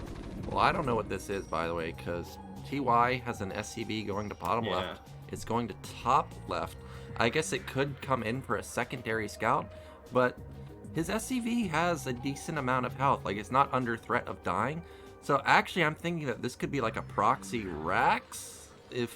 Well, maybe. I don't know. That's a little bit crazy, but it's just curious why this is already out on the map. I just don't think... It looks like it's probably going to be a factory, actually. Okay, factory. I knew it was going to be proxy something, because I was like, this is too weird, man. Why is there something already out there? So proxy factory, but this is so far away from the base. Yeah, it's very interesting. We'll see how he makes this work. TY is pushing out on this 4-lane timing, but the Overlord's finished. 4 minutes in, speed kicks in. You don't want to be this far out. This is a bit risky for Terran. He is going to pull back, and Zerg is going to be just fine. Now, oftentimes, Zerg tries not to make a sunk here, but so I can see this Vulture maybe getting into the Nat, but at the same time, it is going to be on speed timing. Yeah. And Vulture, like a slow Vulture, it's not really going to kite speed links forever. That's exactly what I was thinking, is how is it going to deal with speed link? Because speed's already done, and our factory isn't even completed yet. So the question to me is, I'm kind of at a loss at this point, because I don't think speed is going to kick in. I don't think mines is going to kick in before mutas are out. Yeah, I'm not sure, actually. I'm really not sure. I mean, you know, TY, he's trying to go for this. So you can definitely open factory and go into the Valkyrie build. You know, it's very standard these days. But you can see just how delayed his build is, man. From that early game, from the fact that he had so many SCVs just idle nonstop. The Spire's finished. The starport is nowhere near completion. Well, I think the plan here is to survive with turrets, get a Valkyrie up, and then once you get like 3 vultures with speed, he's going to counterattack the main and try and kill as many drones as he possibly can, because all the lings are out of position, all the mutas will be out of position at that point. But TY, I mean, Jaedong must suspect something's up because he already has a sunken. Yeah, he has a colony. Sorry. I mean, it's kind of standard to get this creep colony just in case Terran opted for a 2 racks opening. The meters are going to be out. I mean, looking at this, and oh my god, TY. Well, he's blocking one of his SCVs, and I wonder if that's so he can stack the Valkyries, but that's not really what you want. Turrets are just now coming up. Where are the mutas going to go first? Okay, he's going to come in here and think, okay, it's Valkyrie build, but he's not going to suspect that there's vultures out on the map. Now, the problem is there's no turret at the bottom side. Vultures on the move? Yeah, vultures on the move. Speed is kicked in. Does he realize that, hey, I haven't seen a factory? He doesn't! This might actually end the game. This is crazy. This is going to be a crazy amount of damage. This is totally blindsiding. I mean, if I'm Zerg, I'm like, what is this, man? Yeah, he's going to kill every drone. Look at the lings are way out of position. The mutas are trying to come back. This gives TY time to actually get turrets up. Yeah, this is so much damage. He's going to kill basically every single drone here. This actually worked. This worked beautifully. This worked as well as Baby or TY imagined in his mind. He has 5 drones, and he built mutas during all that time. So it's not like he was queuing up 6 drones to recover. He has nothing. He's absolutely dead. He has to cancel out their hash. He can't even afford it. It's doing nothing. It's just clogging up 300 minerals. Well, there's no way Zerg... Okay, he has a couple more drones than that, but there's no way Zerg ends this game with Valkyrie turrets. Yeah, he's going to have to pray for a miracle that the Scourge connect onto the Valkyrie, because if it does not, there's no hope for Jaedong in this game. Despite the supply being, you know, somewhat okay, 57 to 40, he just has no money. The moving shot is really good. He even takes down a muta. Yeah, the problem for Zerg is that there's no busting this, and he can't keep making mutas because eventually the Valkyrie count will get up so high that, you know, basically against Valkyries, Zerg wants to be looking to tech into lurkers ASAP, but he doesn't really have the economy to sustain that. He has no drones, so he wants to keep making mutas to stay, or he wants to at least trade these mutas for some SCVs, but then he won't have any units. He needs to make everything. That Vulture run by was just incredible from TY. Yeah. Something I had not considered, and I play Valkyries quite a bit. Oh, he missed shot there. I don't think it's the biggest deal because he dealt so much damage, but definitely wanted to get that additional drone. We've got a Hydrogen coming down, but Jaedong, he's like not even mining gas. He's just trying to recover his minerals at this point. He finally finds the factory. Yeah, and honestly, that was such a huge gamble there from TY, but it paid in droves, and I can't really see Zerg coming back from that unless Terran has a huge misstep with this 3 Valkyrie timing, though. Okay, well, 1 Valkyrie does go down. I mean, if these Valkyries die, the mutas can definitely kill the Marines. Well, The That's thing just is, 2 racks. the thing is that the mutas have been softened up. There's only 8 mutas. You know, he hasn't been mining gas. He can't really afford to build more mutalus. His Hydrogen just completed, so there's no lurkers. Okay, he's gonna back off. I actually thought he might be able to end the game committing, or not in the game like attacking the natural, but kill the top left base. I think he for sure could get that one. Yeah, it's just it's hard to commit all the way there. I think he scanned the nat and he saw there was 2 sunks, and with just 2 racks production, it's hard to have a lot of Marines to bust through that. But I mean, you can see Terran's army is huge. He has a really nice supply lead generally at this stage of the games, or has, you know, can still kind of keep up. But the Valkyries really are gonna be a huge thorn in these Munos' side. Another good patrol micro with the Valkyries, dealing a lot of damage right there. Jaedong has started mining gas, so he will have a lot of lurkers coming in pretty soon. You can see he's got 600 gas right there. Just needs to spend it. Mutas come in again. And again, the patrol shot. How do they always land it? Yeah, well, they are pros, Nyoken, you know, practice makes perfect. It's not that tricky to do, so glad to see TY using it to its full abilities, but it looks like Terran is going for that timing, and he has so many units. Zerg can only survive with lurkers. He's spamming Sunkens. He may not lose his natural, but there's nothing at top left. I guess he's lucky that TY didn't put 2 and 2 together with the vulture that he had patrolling the bases. Maybe. Okay, now he's heading over there. Yeah, and man, this is heartbreaking for Jaedong. He's really just gone completely obliterated this game by that vulture run by, and he has nothing to defend this. Here comes the mutas, but that's 3 Valkyries. That's a lot of Marines, and Zerg's on the precipice of dying here. I think there's no way out of this one. There's no Scourge anymore, so the mutas just can never engage at all. The lurkers, they complete, but it's only 2. If he had something like 4, you know, I could... Oh, look at the split. I could see it holding, but with only 2, there's no way. This third base is dead, and anybody that's played Terran versus Zerg knows that 2 base Zerg versus 2 base Terran, you don't win that, and it's GG.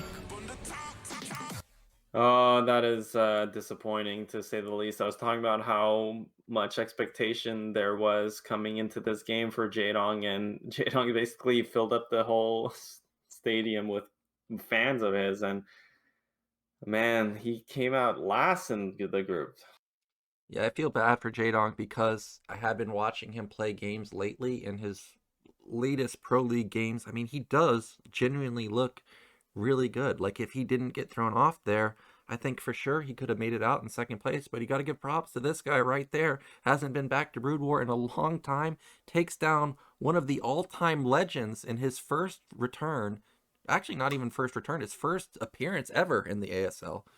Yeah, and that was, I mean, that was just very tricky from TY. He gambled super hard on that proxy factory, but I don't even know why we're looking. Oh yeah, I think this is. I mean, the highlight of this game is those 3 vultures going in and killing every drone. Yeah, look at that turret timing. The turrets were late, but that one manages to actually get up.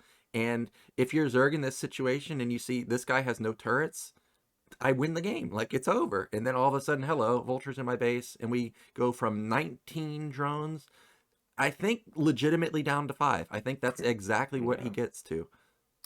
This is what I was talking about, how Terran in a best of 1 situation can just be so tricky in this matchup, especially. So TY prepared something really nice here. It makes a lot of, you know, it does make a lot of sense, but the stars also have to align, because he's just sneaking that SCV out onto the map when he has no map control, you know. It's and he's idling. We saw how many SCVs he was idling earlier. Oh my god, man. That's so tilting for Zerg. Yeah, and I've seen so many games of pros where with their initial lings, when they can't do anything with it, they send them all over the map. And this was one of the few games that he didn't send it, and it happened to be a proxy. Kind of just how it goes sometimes. Jaedong will obviously next season be scouting for everything. We're going into a break, and then we'll be back with our losers match, TY versus Shuttle.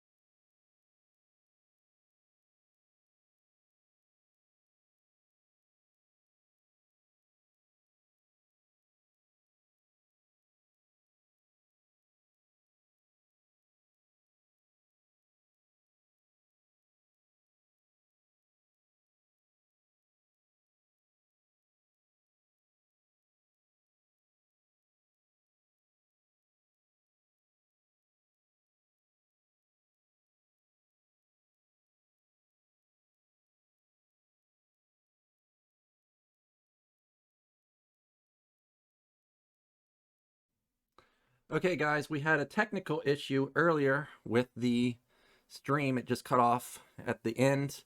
So we're actually voicing over the Korean stream right now because there's no other VOD for us to voice over. So this is going to be the final game of the day. It is Shuttle versus TY. Let's get into it.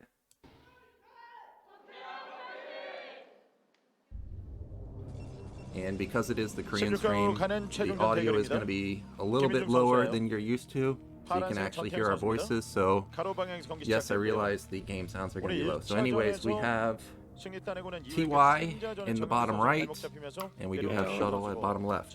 Yeah, and Retro is going to be the last map here. Hopefully this, hopefully you guys don't think the world is ending. It was an edit. I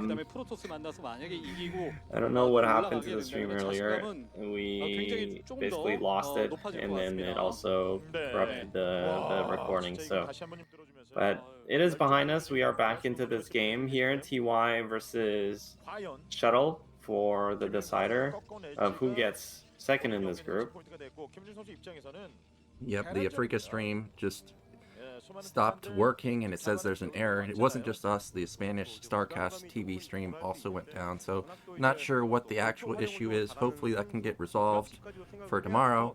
As far as build orders, we do have Pylon in the main so far. We've got Depot going down in the main, of course, for TY. So I guess we're waiting to see what opener both sides are going to go for. We have Shuttle banking up quite a few resources, so this is going to be a 12 Nexus in the final game. Yeah, 4-player maps, they can lend themselves to a bit of variance in terms of the build order selection here. And so far, it looks like Preuss is going to be the first one to go for that gamble. Now, TY looks like he took the gas, so that's really good for him. The second part of this is whether or not he can actually scout the 12 Nexus early enough. So where's this SCV going to go? Is it going to go on top right, bottom left? Oh, it looks like he's actually going to go the wrong direction. So, oh man, this is going to be so good for Shuttle. And look, Shuttle is actually scouting cross map with the probe as well, so he wants to see if there's like an 8 racks or something in the middle. Doesn't quite see it, but this is going to confuse TY because he's going to meet the probe here, and this looks like a timing where potentially Preuss is top left. Yep. Oh my god, and he's going to harass this SCV as well. Yep, so he's going to have no intel on this cross spawn. I think the scouting pattern from Preuss is good. If it's cross spawn, you can probably get away with a 1 gate after a Nexus. This time now he knows Terran is close by, either bottom right or top left, so probably going to go as a 2 gate as a follow-up just to be safe. But if he can keep this SCV back, he may not even have to build a 2nd gate because he may actually kill that thing. Yeah, this micro from Preuss is spectacular, and I'm actually surprised that TY went up the ramp there, like didn't just assume Preuss wasn't there, so he really wasn't sure about this timing from the probe. And look, TY is still trying to get some scouting done, but he can't, and he can't see anything. Sorry, it looked like the stream quality faded a little bit, so I turned on 1080p, which is that delay that you just saw. We do have a 3 Marine expand. This is about as bad as it can possibly get. There's no way you can punish 12 Nexus at this point. You don't have anything to drill on. He has 3 Marines that are just hanging around waiting for a Zealot or Goon to come. He's just going to go Command Center as a follow-up.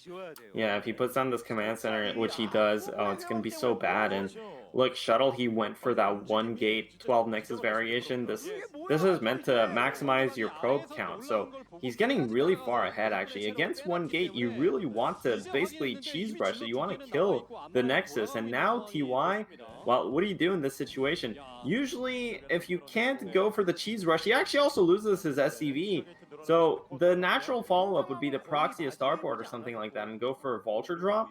But because his SCV got picked off, he can't even do that. And now, okay, the vulture comes in for some harassment, but Shuttle just has to evacuate the natural and he's fine. Yep, saves all the probes. Vulture does disrupt the mining, so it's still decent damage, right? But he was really looking to get a couple probe kills, but doesn't get any. These 3 Marines are trying to help out, but I don't know how much help they can actually be of. We've got another vulture coming out, and this is what I think you can really only do when you're in a position like this, which is rush your armory. Try and rely on the heavy upgrades. Try and get to mid game and survive, and then maybe you can rely on the power of those upgrades. Yeah, well, we'll see here what he ends up doing with this harassment. I think TY, he's playing very aggressively with this Marine Vulture. It does keep Protoss in check in terms of, well, Protoss can't just go robotics, no range, which is the ultimate greed. But we saw that actually Shuttle is teching into that goon range. He does have the 2-gate, so he's not going to get away with the most insane opening. But again, 1-gate Nexus is very oppressive, especially when essentially Terran is matching it with a factory expand. So Terran's definitely on the back foot in terms of build orders. Yep. Oh, and he doesn't Look even at this get micro, mines dude. down. So he doesn't get to delay the third base. He doesn't get a Dragoon kill. He's going to try and come into the natural now, but this is all out of whack. I guess he's going to lace a couple mines, but Shuttle knows where they are. Oh my god, dude. Look at that micro, man. I love the Korean casters. Whoa, whoa, whoa, whoa. Yeah, he doesn't even need like he doesn't need observers. Apparently not. Goons have detection, man. You think it's the new patch? You think that's why Best is... TY came back to Brood War and he brought some SC2 balance patches with him. Okay. Yeah. Maybe that's why Best doesn't build any observers. It's because he doesn't need them. He just run around and kill everything. Well, you're gonna need a little bit of help here because this tank actually did a lot of damage. Takes down one goon.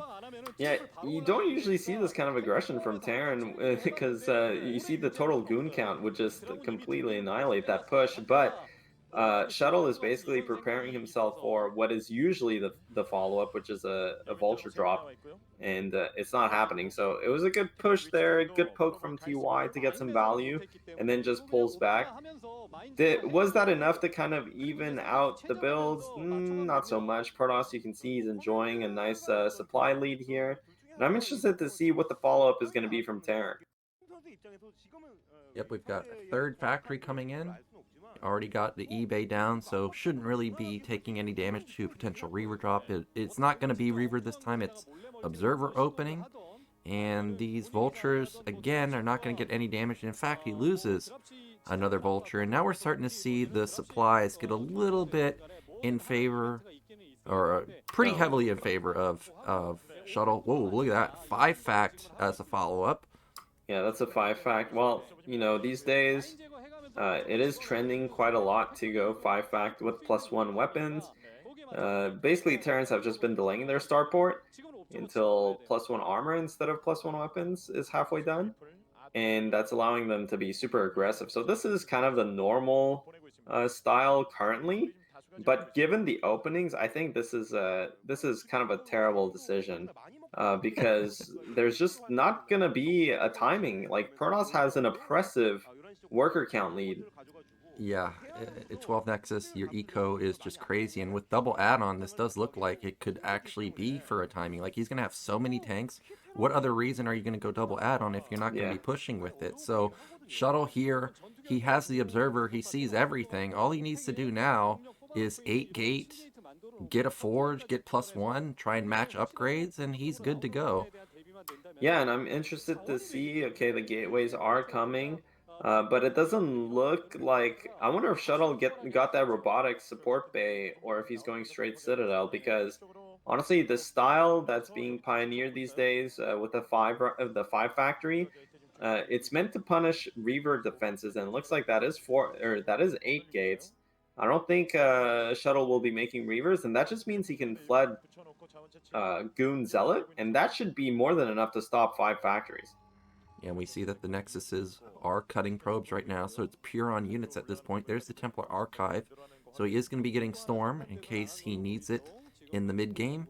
We do have 1 Shuttle out for the Zealot bombs, and we should see TY make a move pretty soon. Yeah, look at that tank count. He's up to like 10 tanks or so. You imagine once he reaches maybe 1 more cycle, it's going to be go time, and the supplies are somewhat close, 110 to 92. This is... I could see a world where Terran wins the fight, but it's still going to be very hard. Well, TY needs to just expand here. He shouldn't commit to a push. We'll see if he actually pushes out to try and make some space, so maybe he can grab 3 o'clock or 6 o'clock. But if he just goes into the middle of the map and takes a fight, I think he would get completely obliterated. So looks like he's going to pull back and move towards the 6 o'clock. Now, is this to take that expansion or is it to keep pushing? We'll see here. What is Shuttle's reaction going to be? I like TY's multitasking. He's poking with vultures as he's, doing this push here, trying to distract the Protoss. I like that move with the Marine. You're stuck in here with me, man. You're not leaving. Now that's a lot of Protoss coming in. Speed's already done. Okay, he's just going to shuttle bomb. And where are the vultures? There's nothing to support the tanks. He's walking up here. Protoss has such huge supply lead, and he's just going to completely obliterate this forward army. So many tanks are going to go down. That's 7 tanks total. Really good pickoff from Protoss, and he's going to deny the 6 o'clock. I mean, this is such a disaster for Terran. Yeah, he's getting revenge for that goon getting taken down by the Marine. He's like, dude, don't do my boy like that. He just comes in here, takes down all the tanks. There's literally 1 tank left over. Now you've got six goons on the high ground. TY, it's going to be really hard to take this. I don't even know if he has a command center to take this. Yeah, even more Zealots getting rallied through, and he's going to push down the ramp into these vultures, trying to get more tanks.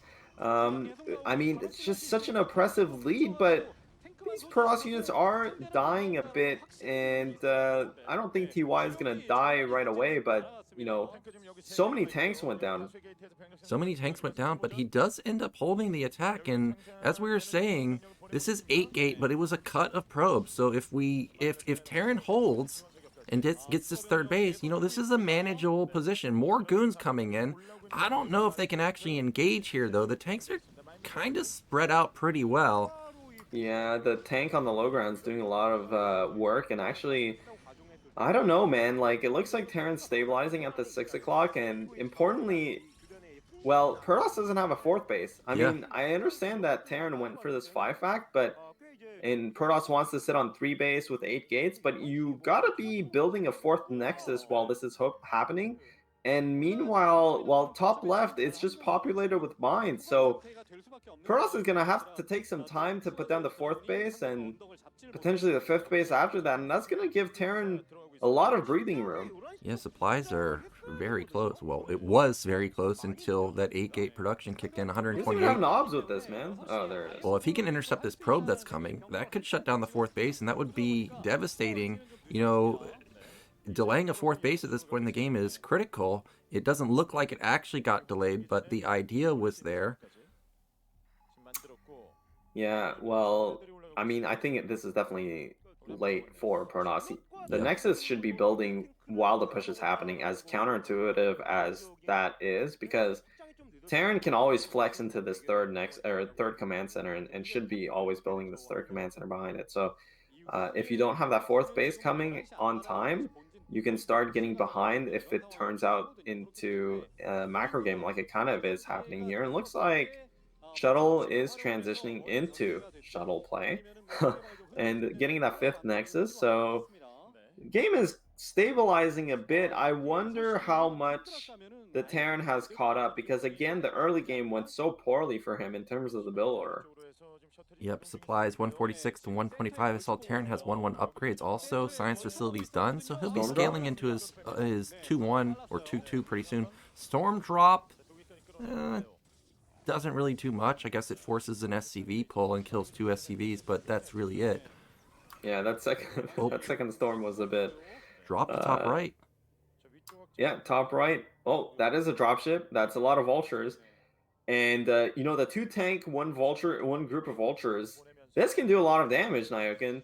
Is Shuttle going to be ready for it? He only has 4 goons. Look at the observer. Why is it here? Why is he there to spot it? Now he sees it coming, but like you said, there's only 4 goons. 12 vultures are going to easily crush through this, especially with tank support. Oh, great SimCity clutch play from Shuttle there, but still there's only 2 goons left over. You can see goons scrambling from the bottom side of the map, but is it going to be in time? Yeah, the tanks can just siege on the high ground. The vultures can screen for them. The tanks will get rid of the shuttles. But, thankfully for Shuttle, he does have shuttles. We're going to be saying Shuttle a lot in this cast. It is how it is, but oh my god, second drop. Drop in the main. You can see the multitask coming in. That goon's going to die. And remember, there's a drop at mid left also. Okay, he's going to the third base right now. So multi-pronged attack. TY bringing in that signature StarCraft 2 multitask. You know, it's like he's queuing up drops, he's queuing up liberators, Yeah. just all over the map. And will Shuttle be able to deal with this multitask? So far, these tanks are generating a lot of value. Yeah, that tank has 6 kills, and he's pretty much, I would say, nullified the 12 Nexus lead. He still needs to get a 4th base because we're starting to get mined out. But if he can get his 4th base, he's in an okay position. These zealots are going to die, most likely, trying to run into mines. Yeah, but that is a big commitment. You know, that is double dropship. That is maybe 3 tanks total, and a lot of vultures. And you can see that Protoss still maintaining a slight supply lead. But yeah, definitely Terran has done a good job to stabilize here. But oh my god, that's a lot of shuttles. Yeah, 5 shuttles. I don't think TY has any clue that this is incoming. I didn't suspect 5 shuttles to be built. Why would I think 5 shuttles have been built when he only showed a single shuttle the entire game? And he scans the shuttle, surprisingly, but he's out of position. There's no mines, there's no tanks, no Goliaths. Yeah, who needs arbiters these days, man? This is pretty much a recall. Storm goes down. A lot of the SCVs are dodging, kind of. I mean, they're red. Another storm goes down. They're all on the gas, though. Oh. And oh my god, that's a huge pickoff of workers. Yep, and if he has another Templar at the natural, he could rack up like 20 kills. Those SCVs did a really good job to dodge, but when there's like 8 storms, like what can you really do? You can see that Templar had 10 kills by himself. Despite the damage, though, supplies are still basically even, and we see the critical +2 weapon has just kicked in for Terran. Yeah, that was 5 shuttles for what, like 10, 12 workers and some units. So maybe not the best trade. You can see both players starting to mine out in their main. This is going to affect Terran a lot more since Protoss has so many bases to work with. And TY, I mean, in this position, Terran really wants to take the center of the map as the 4th base and then expand to the 3 o'clock, because that'll really limit what Protoss is able to do. But he needs to bring all his units together, and I don't know if he has the bank, and it's going to be very hard to push into Storm, so maybe he'll just settle for the 3 o'clock.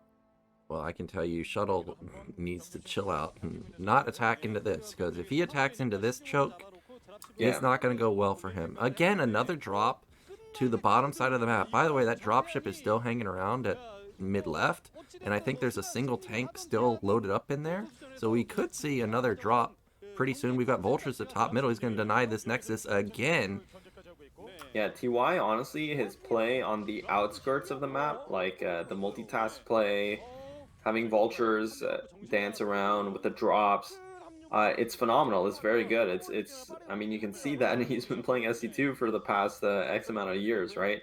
And he's playing really nicely, but it's also Brood War is a lot about these set pieces, the main big fights. That tank, Willis, okay, picks off a couple probes. That's 4 kills. Yep, gets a Templar wall. That's happening. If he can pop some shuttles, you don't even know what's it. Oh, it looks like he probably got a loaded up shuttle full of zealots, so that's really nice. Yeah, and how will Shuttle be able to delay this 4th base from getting up? It looks like he's going to go for this attack. Zealots screening in the front for the shuttles and the storms. A couple storms connect on the front tanks, but the back tanks are safe. Supplies kind of going down. That was a good trade for Protoss, actually.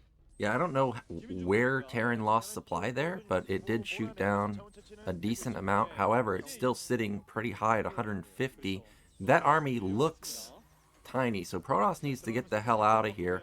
Instead, he's going to engage. Okay, he really wants to blanket the storms. There's 1, 2, 3. Yeah, well, it's only 3 tanks in the front, but I think just 2 went down, so that was a good trade for Terran, actually pretty much holding steady in the supply, and Protoss dipping a bit. And I mean, that's a lot of tanks still. I think TY will be able to eventually take this 3 o'clock, but look at Protoss, man. He's exploding. He has a bank now. He's maxed. He's almost on 6 bases. I think the advantage from the early game is still somewhere there, because Terran seemed to be doing really well, but Protoss isn't running out of steam. Okay, well, Shuttle just got immediately picked off. However, there's like 6 tanks at mid-right that are not in this fight. Storm hits a lot of the tanks, and these tanks are not a part of the fight. Terran's going to lose half of his tanks on the low ground. Now the other tank's going to try and help out, but another good Storm hits the Goliath. I think he's got even more. Oh, that was good focus fire. Takes down that Templar. But if these tanks were in that fight... These 4 tanks are clumped! Yeah, they're going to lose. lose. The Storm, they connect. They kill even more tanks, and Terran's supply kind of plummets there. He also lost both of his vessels, which are really expensive units, and they're really good units. I mean, D-Matrix is amazing. So that was a really good attack there from Shuttle. And I don't know, this is looking really scary for Terran since 19 minutes, naturals are running low, but Protoss, I mean, he has so many bases. Terran does not. Yeah, Terran is struggling. Like, look at his gas at 44 gas. Also, I noticed that he's not mining gas in his main, so he is really down in the dumps. Pretty much obligated to just build vultures at this point. Protoss is setting up like he wants to engage mid-right. I think he's killed so many tanks that he can smell blood in the water. We've got another shuttle play moving over towards the right side, but TY on top of it, moving 3 Goliaths in position. Yeah, Terran does have +3 now, so that's a pretty big upgrade for him. His units are going to be doing a lot of damage and being very efficient. Obs does get picked off. Looks like Shuttle is getting ready to attack 3 o'clock.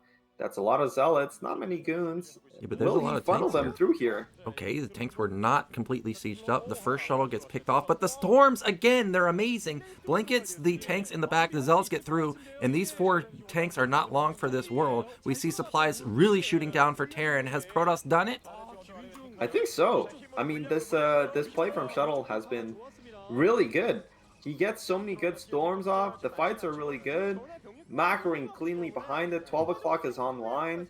3 o'clock for Terran looks like it's gonna go down. I mean, he has to repair the command center. That is a billion goons. The Archon, man, is just killing every SCV. I see that. He just wiped the entire mineral line clean. All these Dragoons are going to die, but there's like 20 more that haven't even engaged in the fight. That command center is so close to dying.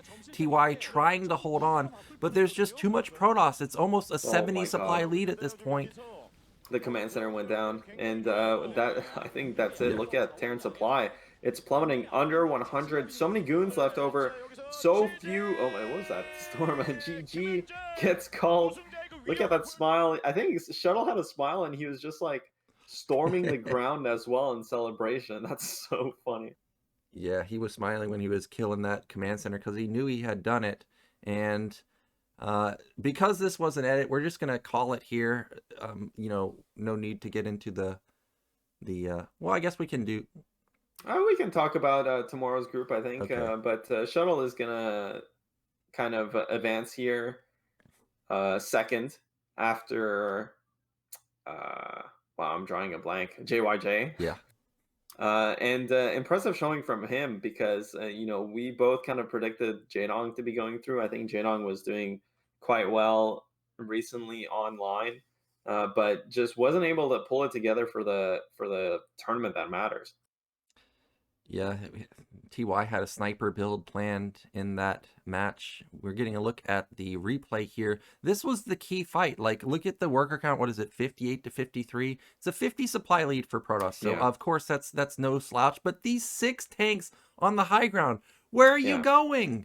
They're not helping at all. And look at the army of Protoss. Like, it's literally pure goon Templar. If there are tanks here, these goons get melted. Yeah, I mean, the other side of this as well is there's just no vulture. I mean, honestly, the Terran supply is just low. If you had vultures and mines in the front to screen for the tanks, the goons just can't engage because most of the goons' AI gets caught up in fighting against mines. So just not quite the supply Terran needed there to hold onto that. And honestly, Shuttle, look at how many tanks he had left over as well back at home. So honestly, though, Shuttle, he just played really well in this position. He had a lot of storms, like really good storms. It looks like from that 3-base situation earlier, he transitioned into like a double robotics play with Storm, and he just ran away with it, man. Yeah, it was really well done from Shuttle. He saw his opportunity, and he took advantage of it. We've got the Shuttle fans very happy with that result, and we're going to get into the interview with the winner here, of course, coming out in second place. Yeah, and Shuttle should be super happy. Again, like, I mean, given the fact that the group played out how it did, I don't think you can call this an upset. And in general, Shuttle, he does perform really well in ASL, I feel like. I mean, he is a former ASL champion, so, and he does make the round of 16 fairly regularly. I think he's had about as good of a performance, like in general, he performs about as well as Jaedong does. So in retrospect, was this really an upset over Jaedong? I don't think so. But I think TY kind of eliminating Jaedong definitely was. Yeah, that was definitely a surprise. I mean, the build was killer. Like, I had not thought about just running vultures in when you know the Yeah. mutas and lings are across the map. It was obviously well prepared. As I mentioned, he was just unlucky for Jaedong because so many other Zergs, when nothing's happening, well, what else can you do with the lings? You might as well just scout everywhere, and it was just one of those games where he didn't scout. Yeah, I mean, just the nature of the format of the best of one and of the matchup, Terran can be very tricky in TVZ. But likewise, I mean, Zerg can be really tricky in ZVP, and Jaedong's game versus Shuttle didn't quite work out for him in the first. So Shuttle, honestly, today he played like a monster. I think JYJ had the most killer build, and really he impressed me with the concept behind it. The One Rex Academy pressure Yeah. really worked out. You think we're going to see that on the Gyp stream in the near future? I don't know if it's my style. I think, you know, honestly, JYJ, I kind of seldom watch him. I usually watch Light, and Light doesn't really play that way. I mentioned how, honestly, even Flash has praised JYJ's optimization before. And I think JYJ is kind of peculiar in that aspect because he's really good at these technical aspects of the game. So it is why he's an ASL champ, honestly. And not surprised. I think he looked kind of shaky in his game versus TY, to be completely honest with you. But at the same time, he dispatched him fairly easily, I would say. So good showing here today from JYJ and Shuttle, both, who advanced to the round of 16. Yep, so another Terran and another Protoss making it out. We need another Zerg to get in so that we can continue the even distribution. We have 3 Terrans, 3 Protoss, 2 Zergs. Tomorrow we have Snow, Speed, Mong, and Shine, so that's going to be an exciting group. Yeah, I'm looking forward to that group. I've been touting Speed for a while now. I think he's really, really talented and super hardworking. He is on the top of the ladder all the time now, and he plays like a crazy amount, but just hasn't had the kind of tournament breakthrough yet. And Speed doesn't really get to play in Pro League, or I'm not even sure how often he plays in K League, because he's not really part of that group. So I'm really kind of cheering for him as an underdog. But likewise, I mean, we have Snow tomorrow, we have Shine. I'm super excited to watch those two play. It's going to be really sick. Yes, no, he's obviously a killer in PvT, so you feel like this would be a great group for him, but we've got Shine standing in his way. In a previous ASL, was it 2 seasons ago, where we had Odyssey, Shine pulled out that, like, morph lurker to jump over the building or something like that, and he's always got crazy builds. He also took down Royal, was it last season, on Sylphid, so you never know with this guy. Yeah, I mean, Shine, he's really high level, man. I think he's had a couple of round of 8 appearances too, so definitely a sleeper Zerg. I mean, a lot of people kind of write him off as this gimmick player, but he's not really gimmicky. I mean, he's intelligent. He does have tricky builds, but his macro play is also really solid. The guy knows what he's doing at all stages of the game. You can't make round of 8 consistently. I think he's made round of 8 like twice at the very least. That doesn't happen just through luck. So the guy is really strong, man. Yeah, you definitely got to know what he's doing, because if you misstep, all of a sudden he's got tons of bases. All of a sudden he's, like, you know, hitting you with some type of tech switch that you didn't scout at all. He's very dangerous. Someone we didn't talk about in the group at all is Mong. You know, Yeah. I feel like Mong's a good player, but kind of like who was the Terran that we saw didn't have a good Terran versus Zerg win rate? I can't remember exactly, but every season it seems like he gets eliminated by a Zerg. I'd have to think about it. I mean, there's a lot of Terran players, Nyoken, in ASL in Korea. But that's the group today. We had JYJ winning the first game against TY, Shuttle in the second against JD. Then we had JYJ beating Shuttle in the third game and fourth game. TY upsetting Jaedong. Fifth game, we just saw Shuttle going through. 3 Zergs, 5 Terran, 4 Protoss so far in the round of 16. And honestly, there's a real chance that we only have 3 Zergs in the round of 16. Soma, of course, is in the military. Queen did not qualify for ASL. He lost in the qualifier against an A-ranked Terran, which is hilarious, unfortunately for him. Yeah, man, we got to be cheering for these Zergs. I'm going to be cheering for Shine tomorrow. Yeah, it's not that I don't think the 3 remaining Zergs can't go the distance, but you want to have as many representatives as you possibly can get. I think Snow, the favorite in this group in general, but like you said, Shine, always dangerous, speed.